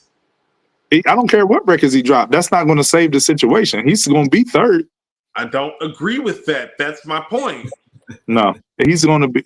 I don't care if he drops his magnum opus. He's going to be third because of what transpired earlier this year. So that's why I'm not mad at him doing this rollout. Like, do you, bro? Because like it ain't going to change nothing.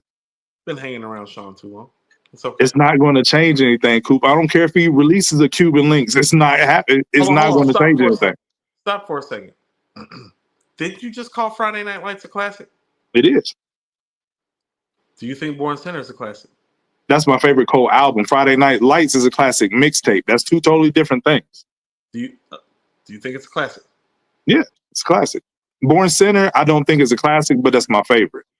Being objective, I don't think it's a classic. I think Born Center is a classic. You think 2014 Forest Hills is a classic? That's his. If he has any stake to a classic album, that would be the one. So let me ask you something. How many rappers from this generation are walking around? You remember Villmatic? Do you think Villmatic is a classic mixtape? Classic. He don't have a mixtape called Villmatic. Come on, Coop. You from North Carolina, bro? He has a song called Villmatic, not a mixtape. No, that was the original mixtape. It was called Villmatic. The whole mixtape was original. He has the Come Up, then he has the Warm Up, then he has Friday Night Lights, and then he has Truly Yours EPs. The Come Up was originally called Villmatic. That's what we call it. Oh, okay. Yeah, no, that's not a classic. It's dope, but not a classic. You think the Warm Up is a classic? No, but it's real dope. He leveled up each mixtape. He leveled up. That's why Friday Night Lights is that pinnacle. That's his classic mixtape. So he has a classic mixtape and one classic album. In your opinion? Hmm? And you don't think making another classic album and album of the year changes things for him? In regards to what? Like guys, because then you got to start thinking about it, AG. How many guys are walking around with that? That's what I'm saying. He's going to be third. He's getting the bronze regardless. Let me submit something to you. His contemporaries are walking around with two classics and a classic mixtape under their belt. Right. So this is the catch up. So it does matter because both of them have two classic albums and a classic mixtape. He doesn't. He's got one and one, like you said, right? Yeah, but he'll still have an asterisk beside his name because by default he pulled himself out of the discussion at this point. So it's like no matter what quality he puts out, he's still going to be looked at as third. Don't get me wrong, he's my favorite out of the three. If I'm talking about my favorite MC, Cole is by far my favorite between Drake, Kendrick, and Cole. But I have to be objective. On any all-time ranking and in the current era ranking, he has to be below them objectively because of how this all shook out and what it transpired. That's just how it is. Did it ever occur to you that he was below them objectively about the music, though? Not until now. Not until now. That's what I'm saying. He's still behind them on the musical front. That was always that's right. But I see what you're saying, Coop. But dropping a classic now after this doesn't change. It's too late. It's too late. That's not going to change the status right at this point. You don't think it'll be a great redemption arc. It'll be a great redemption arc, but it's not going to change anything. So you don't think if he makes the album of the year this year, next year, that it changes anything? No, I don't. And that's unfortunate because I love Cole. Even if it supersedes the projects that they release in a subsequent or proximity of the same frame of time. Nope. And I love Cole. So you think that it was that bad? Yeah, it was damaging, real damaging. Okay. I don't want to. We got a super chat, Coop. Super chat. Who is Yeah, this? a couple of them. Tracy G. I got you. Oh no, we got the Esquire super chat. Tracy G. Nah, Coop, you literally just said these young niggas don't know who they are and they need to be listening to his audio series. Hella inspirational. You see where he got his marketing genius. Keep all the hate for Kenny, remember? No, I told you I hate all these niggas. Equal opportunities I'm hater. an equal opportunity hater. Don't like nobody. Tracy G, stop it, fella. Cole is not number 3. He's the GOAT, period. Tracy G, we have had these conversations. I'm going to wrap my arms around you and just give you some hard truth like a family member who loves you, okay? You've got a problem, and this is a J. Cole intervention, okay? He's number 3 until further notice. All right, keep going. I think we already read the one up on the screen now. Esquire, Yeah, we already read the Esquire. We still got one for CJ, but this is going to take us in. We didn't get this one. It's going to take us into Discord dialogues, though. Yo, CJ's wild. Treachery. Yo, shout out to my son George for the. Also, AG already knows this, but for now, the Discord on Tretch shall be addressed as treachery. LOL. First of all, CJ, you better not knock the hustle on Tretch. Let's get to our Discord dialogue. Yeah. Artist of the week. Treach from Naughty by Nature, personal favorite, one of the most underrated MCs of all time. Sean, tell us what some of your thoughts are about Treach from Naughty. Where his place is famous. Y'all take it. I'm about to go into the. Y'all do Discord dialogues. I go into the chat to put our stuff up. This y'all thing right here. No, nigga, you go into the chat and call me a hater. I be reading the chat. That's what you have to be doing. I'm about to put gasoline in the fire. Calling me a hater in the chat. I know what. Not doing admin work. I thought Sean was just dipping out and he would just talk about him when it was somebody Queens, but he didn't do that for Cool G Rap, so I couldn't indict him with that. That doesn't change the fact he be in the chat calling me a hater. Under the Hip Hop Talks brand, he'd be like, Coop is a hater. Like I'm not part of Hip Hop Talk. It's like Hip Hop Talks be in our Hip Hop Talks thread. Coop's a fucking hater. It's like, can you please stop calling That's accurate. Your views and opinion doesn't necessarily reflect that of the show. Please. Yo, man, shout out to Treach Naughty by Nature. If y'all don't know, we have a Discord group, and each week we vote for artists that might not get their flowers or in the news cycle. So we try to have some nominations of people to talk about.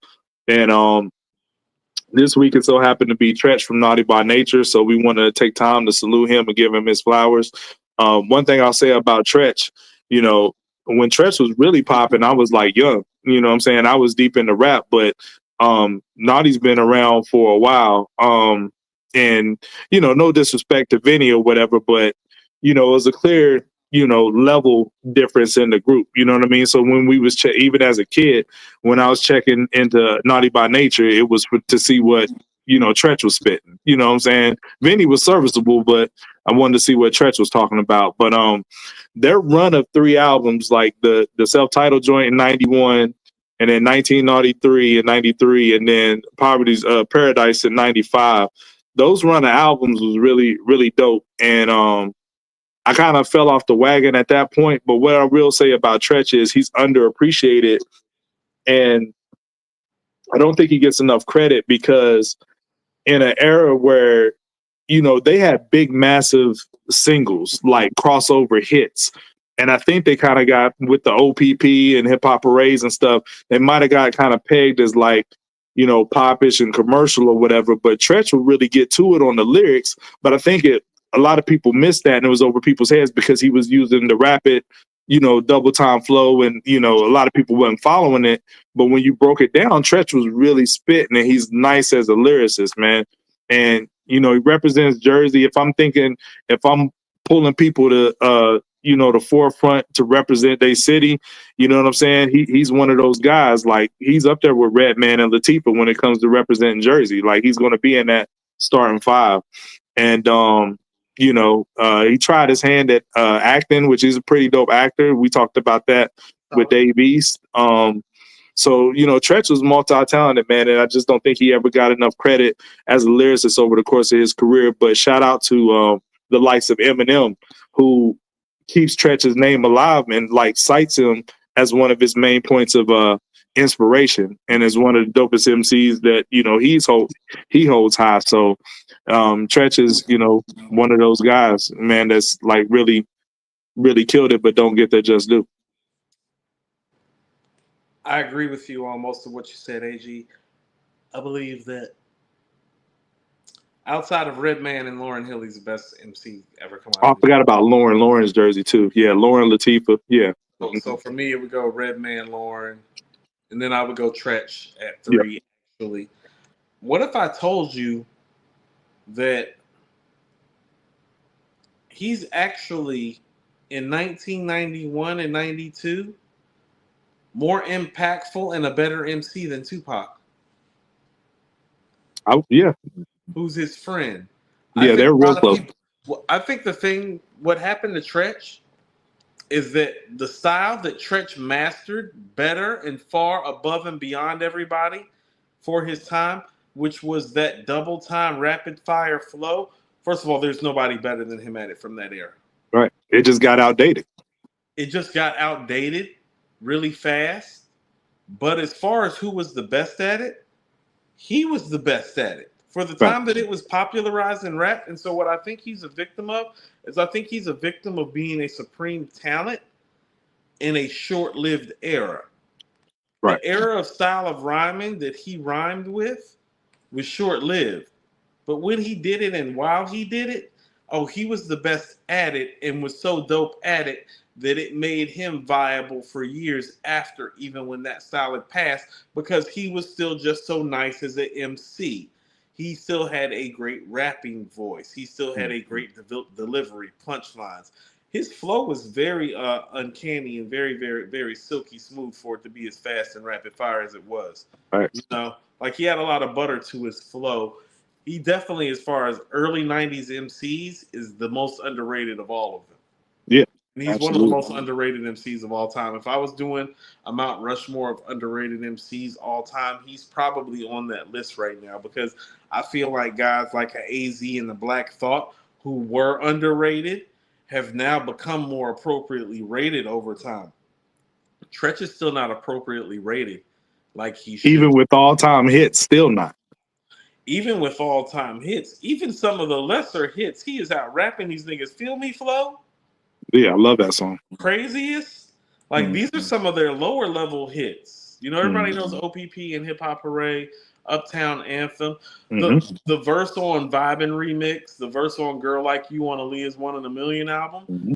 Treach, actually, I mean, Treach really never spit a whack verse that you heard. Nah, Treach gets busy. And I'm glad you brought up that point about, like, the era changing and kind of leaving him behind. It's almost like being the best mid-range shooter in the NBA when they putting up all these threes now. It kind of like phases you out. You know what I'm saying? Because you can't even find your spot in the offense. So you know who he is? He's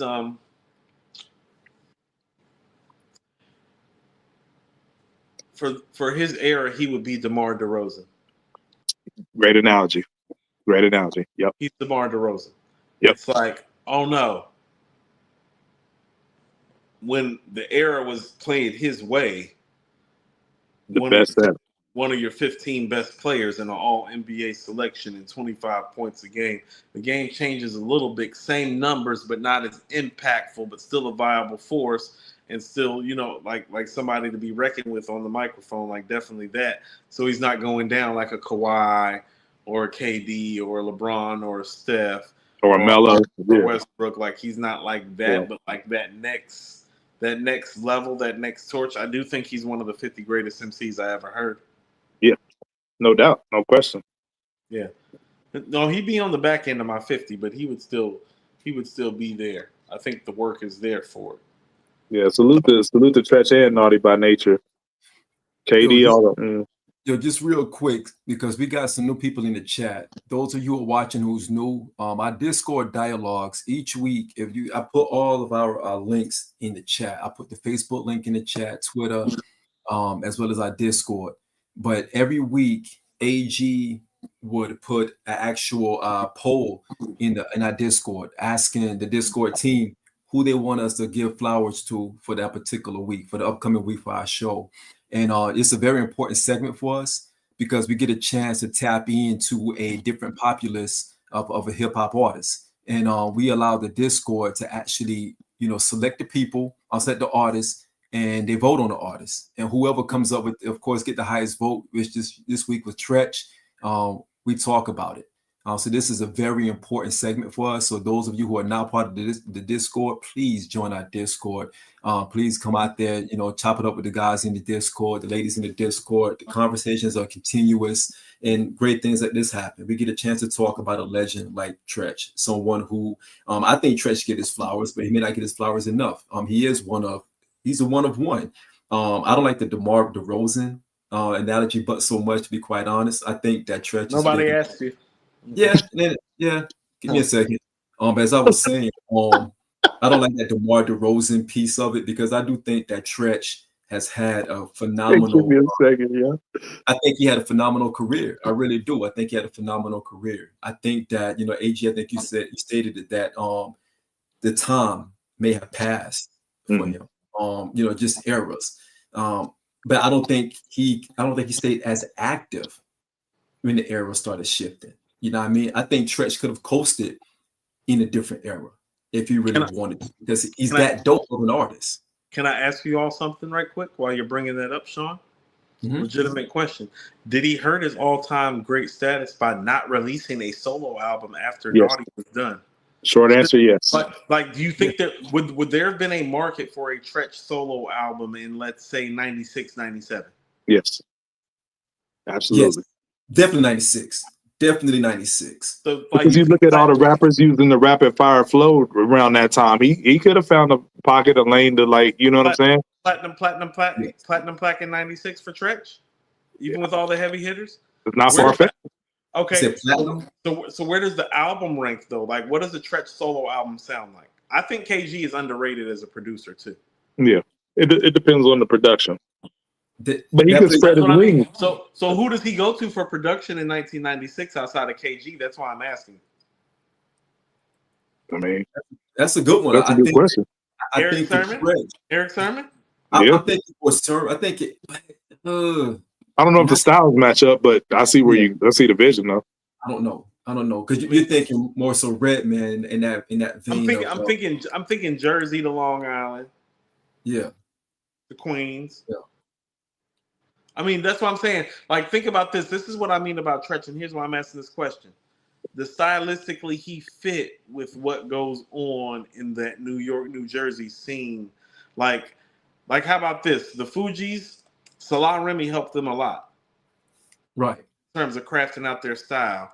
Who's going to help Treach craft this style in 96? Think about it. Havoc is working on Hell on Earth and contributing to It Was Written. Okay. What would you say about Pac? Muddy Waters. Eric Sermon's doing Muddy Waters. You know what I'm saying? Like, Preem is doing everything. Right. But you alluded to, like, Pac and Treach being friends, and they were very close. What if you see a type of situation where Treach was over on Death Row? The production, you know what I'm saying? I love that. I would love to hear Treach over some Daz and some Dr. Dre and some. He wasn't.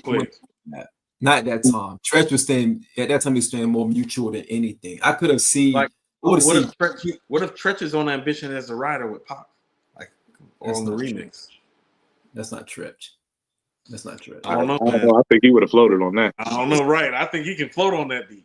I think if anything, if Treach was going down that road, he would have probably try to keep Pac away from the crash out stuff in 96. Yeah. It was still heavy. Fair, big homie shit. Yeah, on some like, yo, you got to slow it down. You got to relax over here type of deal. Treach was on that type of time during that time. And I think that's part of why I think he even mentioned it before. Like, he was conflicted, because he had ties on both sides.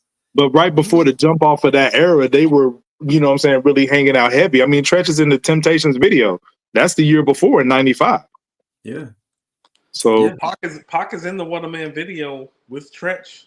With Treach. Dating Pepper. Pac is there. I'm pretty certain Treach had something to do with Pac getting in the video. Of course.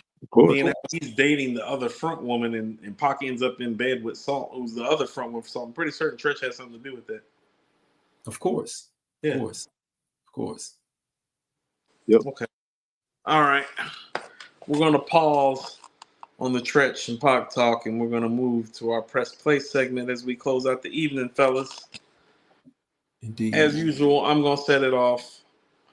As usual, without reading y'all list, I know my list is better because I'm inherently better at judging and listening to music even when it's arbitrary. But that's neither here nor there.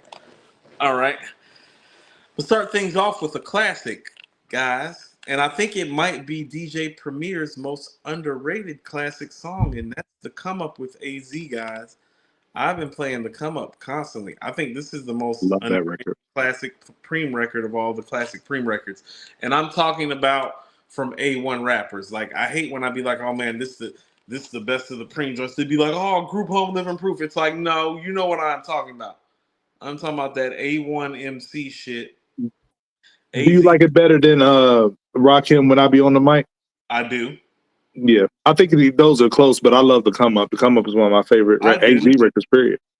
How about this? I put The Come Up on par with It's Been a Long Time, Friend or Foe 98. Okay. It's better than Come and Get Me off Nostradamus and New York State of Mind Part 2 for me. I agree. But here's the thing. I don't think they work together enough because AZ sounds super comfortable and flawless over Primo production. He sounds so slick sliding on Preem shit. It's really a beautiful because he got the Come Up in the format, and then I can't think of anything else. But those two, like if AZ locked in with Primo, I think we could get something special. How about this? I like The Come Up just as much as I like Boom with Royce. That's what I think of The Come Up. I think The Come Up is Boom level with Royce. No, I'm with you. And I think A's bars are actually better than Royce's are on Boom, which is saying a lot. That's fair. Yeah, it's like that. Next, kind of like to slow it down. Like to slow down the mood. I'm gonna put y'all on to a little something new. In the Mood by the Whispers. Y'all know about the Whispers? This is not new though. Look at those mustaches. That's what I want to talk about. Sean, AG, do you see those mustaches? Those are they all look like Dennis Graham. When you have a mustache like that and you sing like that, girls are giving you ass after the show. All right. When they're talking about In the Mood, they're like, all I need to do is sing this song, wear this 1965 porno mustache, In the Mood. How do you know, Coop? Have you ever had a mustache like that? Coop has done all the things. That's why you look like Gordon off Sesame Street. Like handle says all the things. Chill out, man. The handle says all the things. All right. Have I had the handlebar mustache before? Yes, I have. Coop has done all the things. Mustache. Yeah. Like dude off the Village People. No. Like dude off Love Boat. You got to get you a Love Boat mustache. You get you a Love Boat. Oh, cool. The Village joint. I grew it out once when I was in Cali. My chick at the time was like, that's nasty. She was like, if you want, chick at the time, she was like, if you want to sleep with me, rocking the handlebar.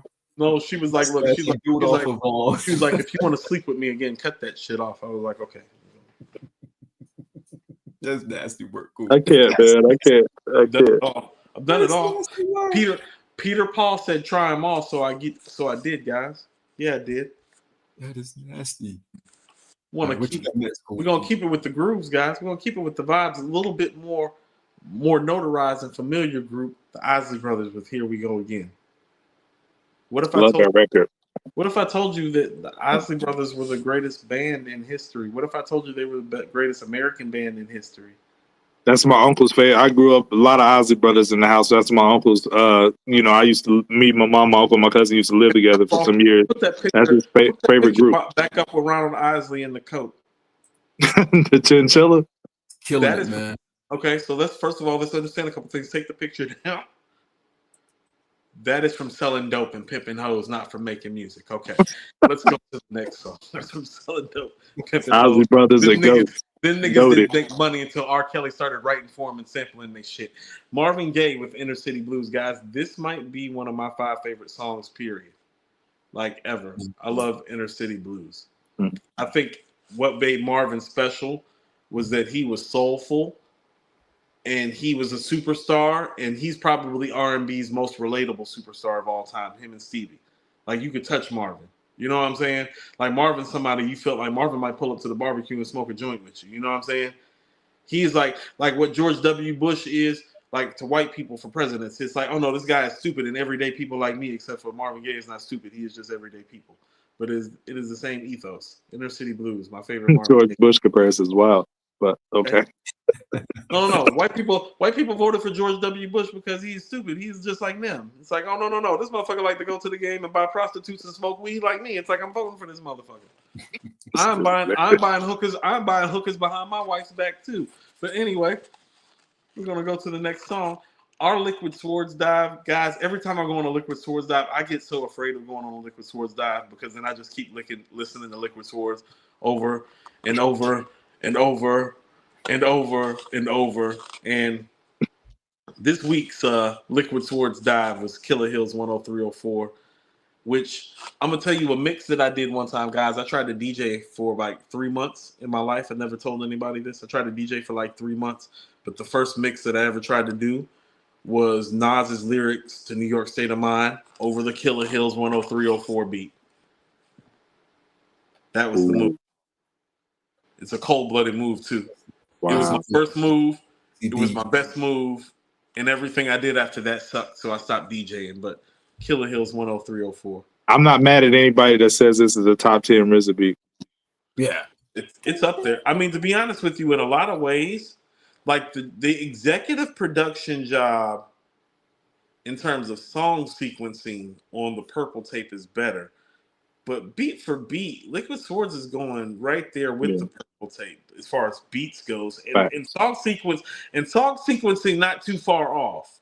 Like it's the Purple tape, Liquid Swords turn is the best turn in hip hop history. Yeah. Like you're not going to find more flawless music from one crew in a 2-album turn, and this is one of the shining moments of that. Real quick though, cool. You know what I'm saying? If RZA is listening, I hope you're listening, RZA. Because you mentioned Nas, leak that verse to investigative reports. The culture needs that. Yes, RZA, leak it. You've already sold off. You've already sold off Wu-Tang shit for less. So go ahead and give us that. Absolutely. Lastly, we're gonna finish it off with a little Outkast separation, since that's what these motherfuckers love to do out here. Goody Mob featuring 3 Stacks Thought Process. This is actually Andre's coming out party as an MC. I didn't hear people outside of Atlanta talking about Andre as an upper echelon MC until this verse on Thought Process. This is his coming out party as an MC into the A-list tier of MCing, in my opinion. And then I thought to myself, well, you want to know who else was becoming an A1 tier MC at the same goddamn time? That would be Big Boy. And it made me think, well, let me pick a scene-stealing verse from Big Boy. And then I thought about this one. Sean, cue me up, play a bow. Okay, your cue's working kind of slow today. That's Goody Mob again. I already had it up. All in my grill. I said, cue me up again. There we go. All in my grill. Missy. Now, as far as snapping and trapping goes, this is a trapping ass verse of the year. This might be my favorite verse this year. This is Big Boy's coming out party as an MC. This is right after Aquemini. Aquemini was Big Boy's coming out party as an upper echelon MC to people. But I think this mic performance on this Missy record is when people outside who may not be familiar with the Outkast brand prior to Stankonia and didn't hear Aquemini, this is actually where Big Boy became an upper echelon MC to the masses. So I wanted to keep it Southern, keep it ATL, and finish it off with the 2 best MCs outside of T.I. that ever came out of this state. I wanted to show some little light and little love to the moments that actually bought them their top tier status. So dope list. So cool. What was your inspiration behind the list, so that people can know what was you tapping into? You want to know what? Some of it was work related. So the R&B stuff is work related because when I'm working at the airport and I'm working early in the morning, a lot of us like we're black, so we sing like it's Negro spiritual time to get through the early mornings. It'd be 5, 6, 7 o'clock in the morning, and so sometimes, like literally, to just keep the mood and the vibes going, we talk about like classic R&B songs. So I actually, In the Mood came up because I was actually bringing up another Whisper song, Just Gets Better with Time, and my homie Ant was like, Ant from Southside Chicago, he's like, you remember In the Mood by the Whispers? He was like, yeah. Ant got like 13 kids. Ant was like, I fucked a lot of bitches to that one. I was like, Ant, first of all, you can't be talking about these bitches in front of these hoes in the club right now. We got human resources. And and then it all goes left from there because Ant actually knows how to sing. So the R&B songs actually came from me and my man Ant singing together in the club. I've had the come up came up randomly, and I've just had it on repeat. Liquid Swords is from our deep dive, and then I realized it's like, well, I've taken it east. I've hit you with some R&B. I've hit you with some classics. Let me take it back to ATL, Andre, Big Boy, Outkast. 2 fingers, peace. For Sean, 2 fingers, middle, next.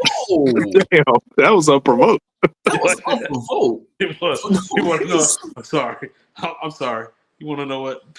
I thought he was gonna do the piece of A-Town down. I didn't know what was going on. That's corny. That's definitely old. This is not Usher at the Super Bowl. We only do piece up A-Town down with Usher performing. Yeah, I didn't know what was going on. Right, that was unprofessional. It was unprofessional. I'm sorry. Wow. AG, can you help us out with your list? Real is back in. Yeah. My inspiration for my press play was last week. We did a whole show pretty much on the King's Disease 3 anniversary. And it got me to thinking about the Nas and Hit-Boy run. And I wanted to highlight 7 songs that were vital to that run, but not part of any of the albums that they dropped, but still vital to that run. Okay. So the first song I have is Echo. And y'all might be saying that doesn't have anything to do with Hit-Boy. You know what I'm saying? Keep going. It's a Swizz Beatz. It's on a Swizz Beatz album, compilation album called Poison, and it's actually produced by DJ Scratch. A lot of people think Swizz produced this. He did not. But to me, this is where Nas righted the ship. You know what I'm saying? Because Nasir had dropped, and it was to a lukewarm response. And, you know, us fans was kind of like, man, like, you know what I'm saying? Something gotta, you know, hopefully come back with something more hard hitting than Nasir. And this is what he came with on Echo. And that second verse, oh my God, like, you know what I'm saying? He's fast. Echo is the moment that we all believed again. Absolutely. Okay. Echo is like when we believed again. It's like, oh no, he still got it. It's still there. Okay, he still got it. It's still there. Yeah, sigh relief. And it's dope that it came out with a video for it too. But yo, this is where he righted the ship on that. And then yeah, man, like Echo is just flawless, man. The bars on there, and then the second verse is just amazing, man. And the storytelling within the song is crazy. Nothing to do with Hit-Boy, but this started the trajectory in the right direction, if you will. I thought it was the best rap song I heard that year. Absolutely. 2016. Sure. 2016, right? 18. It was 2018. And like, matter of fact, quick story. Jay had just came out with the verse on What's Free on Meek Mill's album. And he smoked that so much it had me questioning things like, yo, man, Jay went crazy. And then a week later, Echo came out. I was like, okay. That's about the last thing he smoked other than a blunt with Jay Electronica. All right. Good. But yeah, love Echo. So that started the trajectory in the right direction. The next we have Royalty off the Lost Tapes 2. Now, full disclosure, I'm not a big fan of this song, Royalty. But it's the first time that Nas and Hit-Boy ever linked up. So this song was recorded years previously, and it was a song that Hit-Boy did with Frank Ocean, and Frank Ocean is who took it to Nas, and they were doing a collab. The title of it was supposed to be called No Such Thing as White Jesus, and something happened where Hit-Boy lost it on his hard drive, and you know they couldn't retrieve the song. So Nas ended up retooling the song and putting Ravon on the hook, and it ended up on Lost Tapes 2. But Hit-Boy and Nas, in fact, weren't in the studio together for this track. Like I said, he recorded it with Frank Ocean. Frank Ocean took it to Nas. But this is just the genesis of that relationship of Nas working with Hit-Boy and knowing about who Hit-Boy is and stuff, and then wanting to revisit a relationship with him producing later on in the 2020. So I had to give acknowledge to it, although I'm not a big fan of this song. I actually think it's the weakest song on the Lost Tapes 2. So Lost Tapes 2 is terrible. Yeah, that's Nas's worst project. The next one I got is, but it's relevant to the theme to be vital for their run. So the next one I got is the song "City on Lock" by Hit-Boy and Dom Kennedy. Now, I discovered this. Yeah, now this song was random how it kind of like how I discovered it because I saw it on Nas's IG and it was like, okay, he's featured on the song. So I'm going to the song, you know what I'm saying? Dom Kennedy's dope, you know what I'm saying? Dope West Coast artist, you know what I'm saying? Already like Hit-Boy.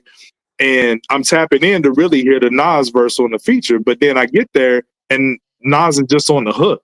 So I'm like, why in the hell did they promoting it like Nas is just doing the hook? Why they call Nas up just to say a hook? You know what I mean? But little did I know that he was already tapping in with Hit. And then a month later, they would announce KD1 that they did a whole album together. So I look at this as just like a song that maybe came together while they was cooking in the studio and like, yo, me and Dom doing our own, you know what I'm saying, group project. Let's get you on this hook. So, you know, that was before King's Disease 1 was even announced. So they was already cooking up, but we didn't know it yet. But that's a dope song nonetheless. Next we got EPMD off the Judas and the Black Messiah soundtrack, where Hit-Boy executive produced that whole soundtrack. The original EPMD, I like it better than the EPMD 2 with Eminem on KD2.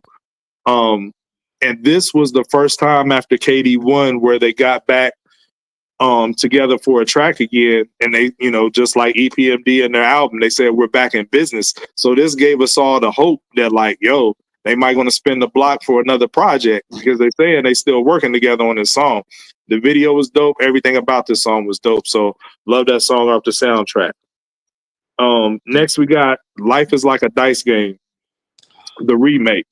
So how this came about, this is a classic Nas song from the Illmatic era during the Illmatic sessions that he never finished, but in the verse he said he was going to finish it. And when he does, it's sure to be a hit, but it never got finished. So Spotify, for those of you who have Spotify, they do this thing called Spotify singles, where somebody on the Spotify staff will tap an artist to either do a cover or a different rendition of their own songs or do a cover of another artist that inspired them. And I don't know the gentleman's name, but this guy was in contact with Nas's manager, Anthony Soleil, and then talking to Jungle like, yo, if I could do anything, I would get Nas to remake Life is Like a Dice Game and finally finish the song. Like, the world needs that. And then Nas was like, let's do it. So the guy, he kind of curated the song and said, let's give it a modern day twist and put, you know, some new MCs on it. We talked about Cordae. He's on the song with a dope verse, and Gibbs is on here with a dope verse. And then Nas comes through at the end and lays an all new verse that wasn't on the original. And Hit-Boy, once again with the production, retooled the beat where the original was done by Easy Mo B. But on this one, Hit-Boy took the same sample and flipped it his own way. So, you know, it was just dope to see that track finally come to fruition as a full fleshed out song. So that was dope. Next, I got Big Nas from the Masterclass sessions. If y'all are not familiar with Masterclass, it's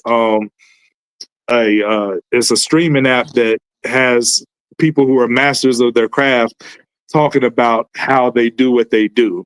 And it's something you have to pay for, but Nas was on there and he recorded an original song made from scratch with Hit-Boy. So he shows how he comes up with the lyrics. He wasn't really writing no more in the process. He was just coming up with it on the fly like a freestyle, and then, you know, pretty much punching in.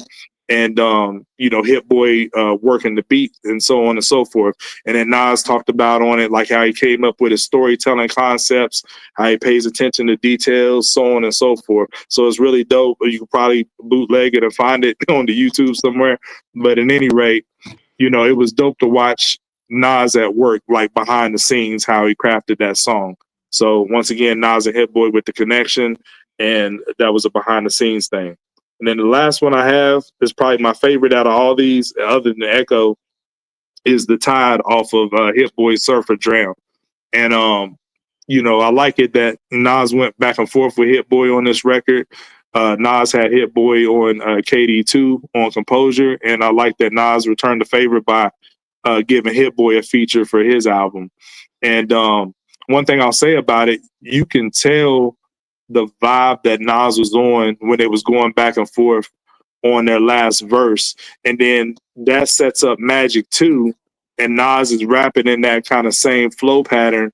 and doing a lot of double time flows and different things. So it's kind of like if you was paying attention, a lot of people were thrown off by Magic 2, but the Tide came out a couple months before. So if you really listen to what he was on that song, you really shouldn't be surprised by what he's doing on Magic 2 on songs like, you know, Abracadabra, you know what I'm saying? And like, you know, where he's using that double time flow. So the Tide is a joint, and one of my favorite Hit-Boy beats. I like the soulful sample of that. So I think all those songs, they're not on any of the albums, but I think they were vital to the Hit-Boy and Nas run. Cool. I'm gonna get to a couple super chats right quick. We got a couple super chats jumping. We need to jump in. Right. CJ the Kid with the $10 super chat. Victories in a rap battle over being able to create a classic album. So winning or losing a battle gives you or takes away more points than producing an album. That's for you to play a hating ass niggas. Go ahead, answer. No, I just think, you know, I mean, he can produce a classic album, CJ, but it's just like, how much equity does he have built up? You know what I'm saying? If he was in position to be number one, if he would have participated in the battle and not withdrew himself from it, win, lose, or draw, if he would have had a classic album on top of at least participating or seeing that all the way through, then I think we have a different conversation. He could potentially be number 1 or 2. Oh my God, let's go back into this again. He had the most to gain and he had the most to lose. Winning this battle and dropping a classic album puts him in number 1 place. And he didn't, because he failed us miserably. All right. CJ Kid with the $2 super chat. Where do you place Joe Budden in the Jersey list? He's making that top 5. Okay. I don't know if he's making my. I say we named them, like, you know, Redman, Lauren, Treach, Latifah, and Joe. That's my 5. Okay. I think we can let that roll. What about Digger? Digger from Jersey, right? Nah, she got to be 6 man, come off the bench. Okay. Hey, I'm just asking questions. Sean, press play time for you, sir. Yes, sir. So my inspiration was more around hidden tracks and bonus tracks. Back in the day when we was getting CDs, the CDs had like a bonus track on it. You had to get the CD to actually get the bonus track. Or there was some albums out there that had an actually hidden track that you had to play straight through. It wasn't mentioned, it wasn't credited. You had to continue to play the CD and just it popped up on you. So that was my inspiration for this week's press play for me. My first one, Ghost and RZA, the bonus track off of the infamous, the actual, to me, one of my classic albums, the Iron Man album. Super classic. Marvel. I love Marvel. Black Man, watch out. She's saltwater trout. It Ghost started with that. I was like, yo, Ghost he's the best. At that time, Ghost became like 1B rapper for me. Nas 1A, Ghost was 1B after this. RZA was hanging with him on there though. RZA was hanging with him. RZA was going crazy on that joint as well. Yeah. So I love Marvel. I love that beat. I love everything about Marvel. Love the title. The title was dope. You know what I mean? Marvel. It's a great bonus track on a great album because it fits within the context of the album. Iron Man, Finish it off really well. Yeah, it's a good finishing move. I like that pick. Absolutely. Also, my next one was Lyrical Exercise by Jay from the Blueprint. Love that joint. This is when I felt like Jay was unstoppable. I'm be honest. When I heard this joint, I was like, this guy is unstoppable. Like, I'm proud of you, Sean, for admitting that. Yeah. I mean, in real time, I felt that Jay was unstoppable. I was like, yo, he's doing this. This is crazy. And the way he got it was kind of grimy because he got it from Cormega. Cormega had to actually approve that beat because that beat was on Cormega's album. We talked about El Nana, remember? And that was one of the snippets on the El Nana in the very beginning of that album. There you go. Yeah, good connection. Yeah, he had to get the approval from Def Jam and Cormega to use that beat. So you know the beef was real during that time.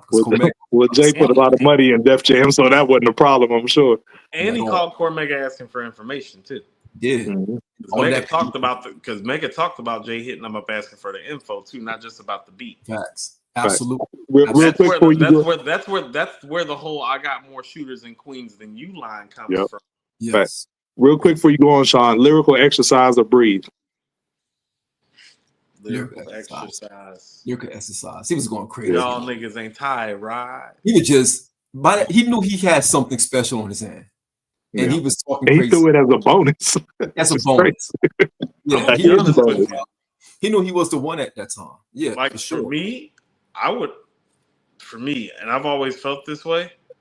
Oh no, I would have like punished everybody at the beginning of the album. I would have went into the ruler's back, into takeover, into lyrical exercise. Just go ahead and punish niggas like boom, boom, boom, boom. Go ahead and wrap niggas up. Sequencing means a lot. Wrap niggas up. I would have Yeah. wrapped niggas up early on the blueprint. Oh, That's for just sure. me though. I'm For ruthless sure. and unforgiving. Jay apparently is nice. Yeah, he was. Yeah, he knew he would have some. Jay's mindset, you got to have a single early within the track list. Like, Those were the times too. right. Right, because he was bleeding off of the previous album, so he was Yeah. like really Izzo and Girls is 3 and 4, and it's like, okay, you need to sell records. Oh yeah, that's it. That's all it was. It was a play. My next one was Large Pro featuring Nas, Stay Chisel. Love I don't know if y'all remember, because this song was one of those that were like some controversy around. I'm not going to get into the controversy part of it, but Nas actually had only one verse on this particular song itself on that album with Large Pro. But there's another cut that was during the Godson era. He was actually making it for that, and it was three verses. Verses. Crazy on all of them. All of them. He was in a different zone in all of them. Columbia knew who Nas was. Yeah. You know how many verses he gave to people that they never cleared? There's the 5-pack from Noriega's album that just ended up us getting Body in the Trunk. We didn't get the other 4 songs. Crazy. There was 5 songs he did with Nori for Nori's debut. Think about it. Nas gave Nori a 5-pack. They only took Body in the Trunk. Yeah. Like, Columbia is notorious for like keeping they do treat Nas verses like the Holy Grail. They do treat Nas verses like the Holy Grail. They're like, he's doing what? With who? Yeah. No, he's not. He's not doing that many verses for them. They can have this one verse. It's gonna cost you $250,000. Have a good day. Yo, Esquire 601 facts. We're Sony. We'll put out a hit. We're Sony. We'll put out a hit on you. Ask Michael Jackson. We can't ask him. Yo, Esquire 601. That's my whole point. That's my whole point. Say something. Wow. Y'all are crazy, man. I don't even know anymore. That's like how that shit went. Yo, my next one was on North Star. It was also on this track. I love this joint. I've always felt this was the perfect ending to On a Bill for Cuban Links, and it played the right way. It played, and they actually opened up Cuban Links Part 2 with the North Star beat, starting it off. Yes, I thought this was one of those, man. I love North Star. Ray just came in and just beat the Wu-Tang production. Like, he was just Ray was 1 of 1, man. That voice, that flow, everything Ray was doing at the time, he could do no wrong. He was doing everything right. And not for nothing, man. Papa Wu talking on the track is underrated, man. Like, Papa Wu set a track off. Papa Wu talking on the track is overrated. No, not at all. It's too long. No. On the Wu Revolution. Listen, man. God bless the dead. Papa Wu, man. I'm telling you, I listen to Papa Wu on the track anytime. Love Papa Wu. Give Papa Wu 90 seconds. That 5-minute shit is dead. R.I.P. Papa Wu. Shit is dead. Do not want to hear Papa Wu talking for 5 minutes. You got 90 seconds, nigga. Oh, he's a hater, man. You got 90 seconds. You better break down the sciences and the gods and the earth in 90 seconds, nigga. Coop is a hater, man. How about this? Get your 120 degree. Get your 120 degree down to a 120 seconds. How about that? Oh my goodness. My next one is a pot called the kettle black. Like, Coop, come on, dog. Oh, my next one is Late. It was the actual extended joint off of the Kanye album. Yes, it was. It was the bonus. It was the bonus. Yes, because on the original cut, Late wasn't on the original cut. But they actually when they started getting traction for the album and they started bringing it back out again, it was on there. But Late was one of those. He went crazy on Late.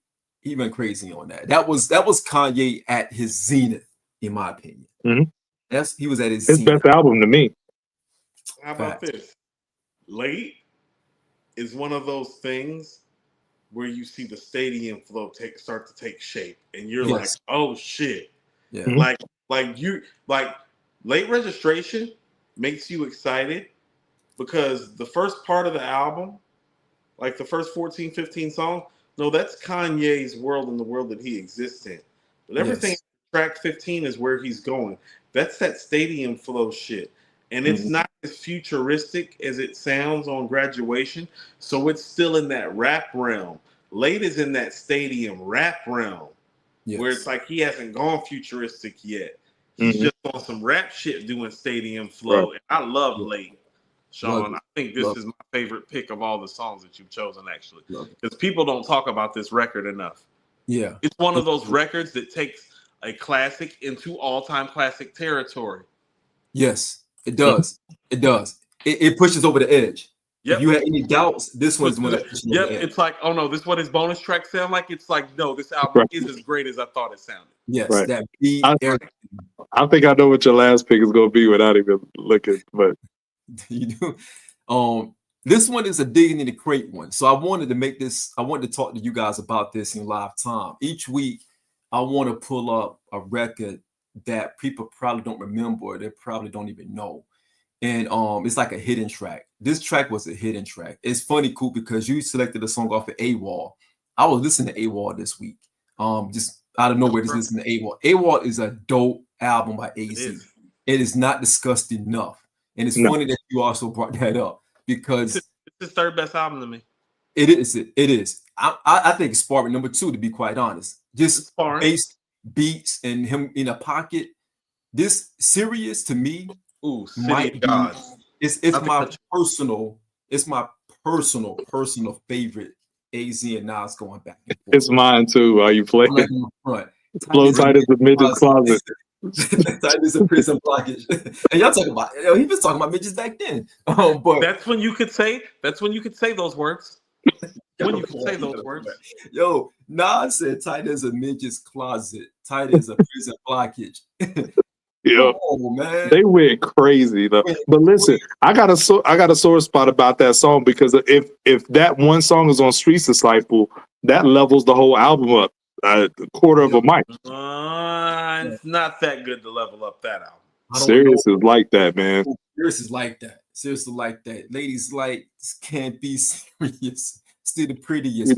Point blank, period. Yo, hey Sean, I actually got this joint on an official CD, but it was an import. I bought 2 at the same time. It was like a double album called Decade and one called AZ Remixes and B-Sides, and it was like official release, and it got Serious on it. CD quality joint.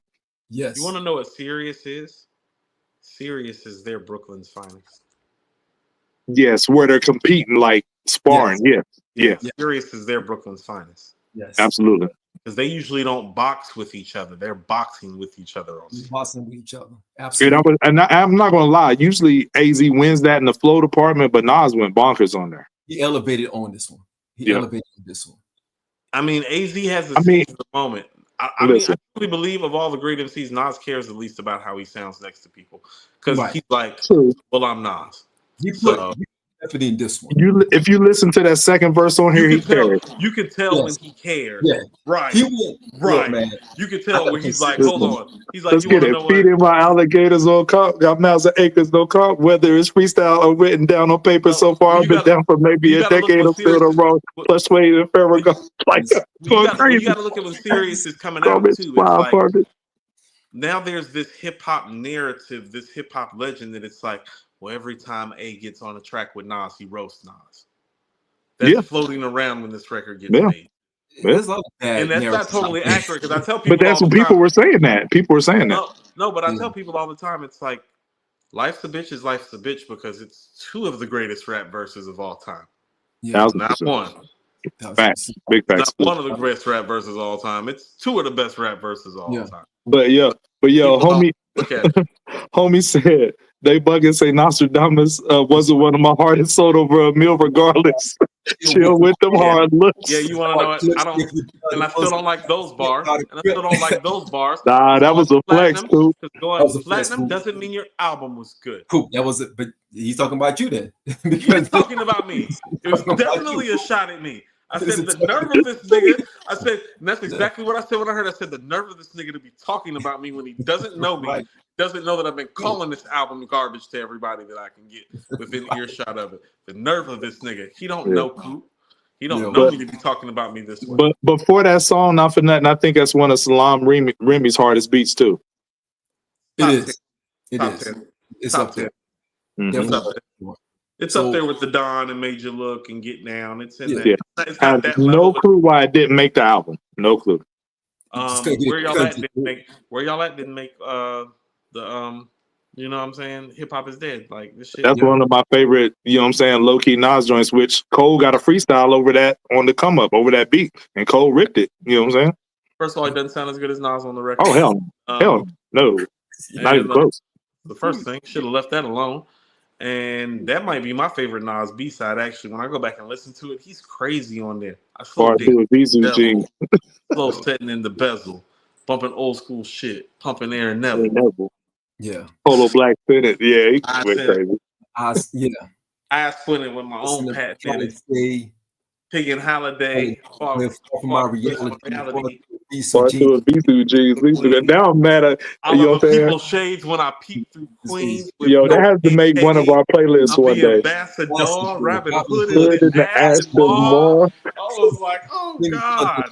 She bought. Come on. I'm with you, Coop. Jay said, nah, that can't go on the album. I'm a take that off.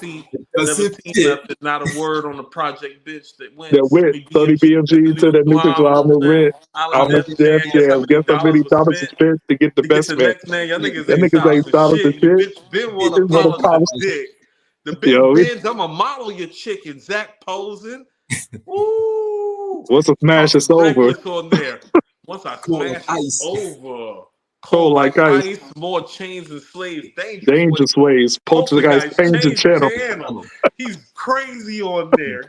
Like, how about that? You know, I can tell saying to an Arab hiding my gun. You know what I'm saying? You know what it is? Where y'all at is actually a Nasty Nas sighting. That's not Nas. That's the bar. That's Nasty Nas. You know what I'm saying? Like that's the guy that got the deal. Y'all gonna make me play that after we get off the air, man. No, that shit's cold. That shit is special. Where y'all at is special. You're welcome. My first of all, I like how you take credit when it says AZ featuring Nas Serious, and we talking about where y'all at. It's time to end the show. We'd like to thank you all for joining. That's a dope tangent. That was a dope tangent. My last one. So this is my last one. Is Roses and Black Bond. They're both off the Life is Good album.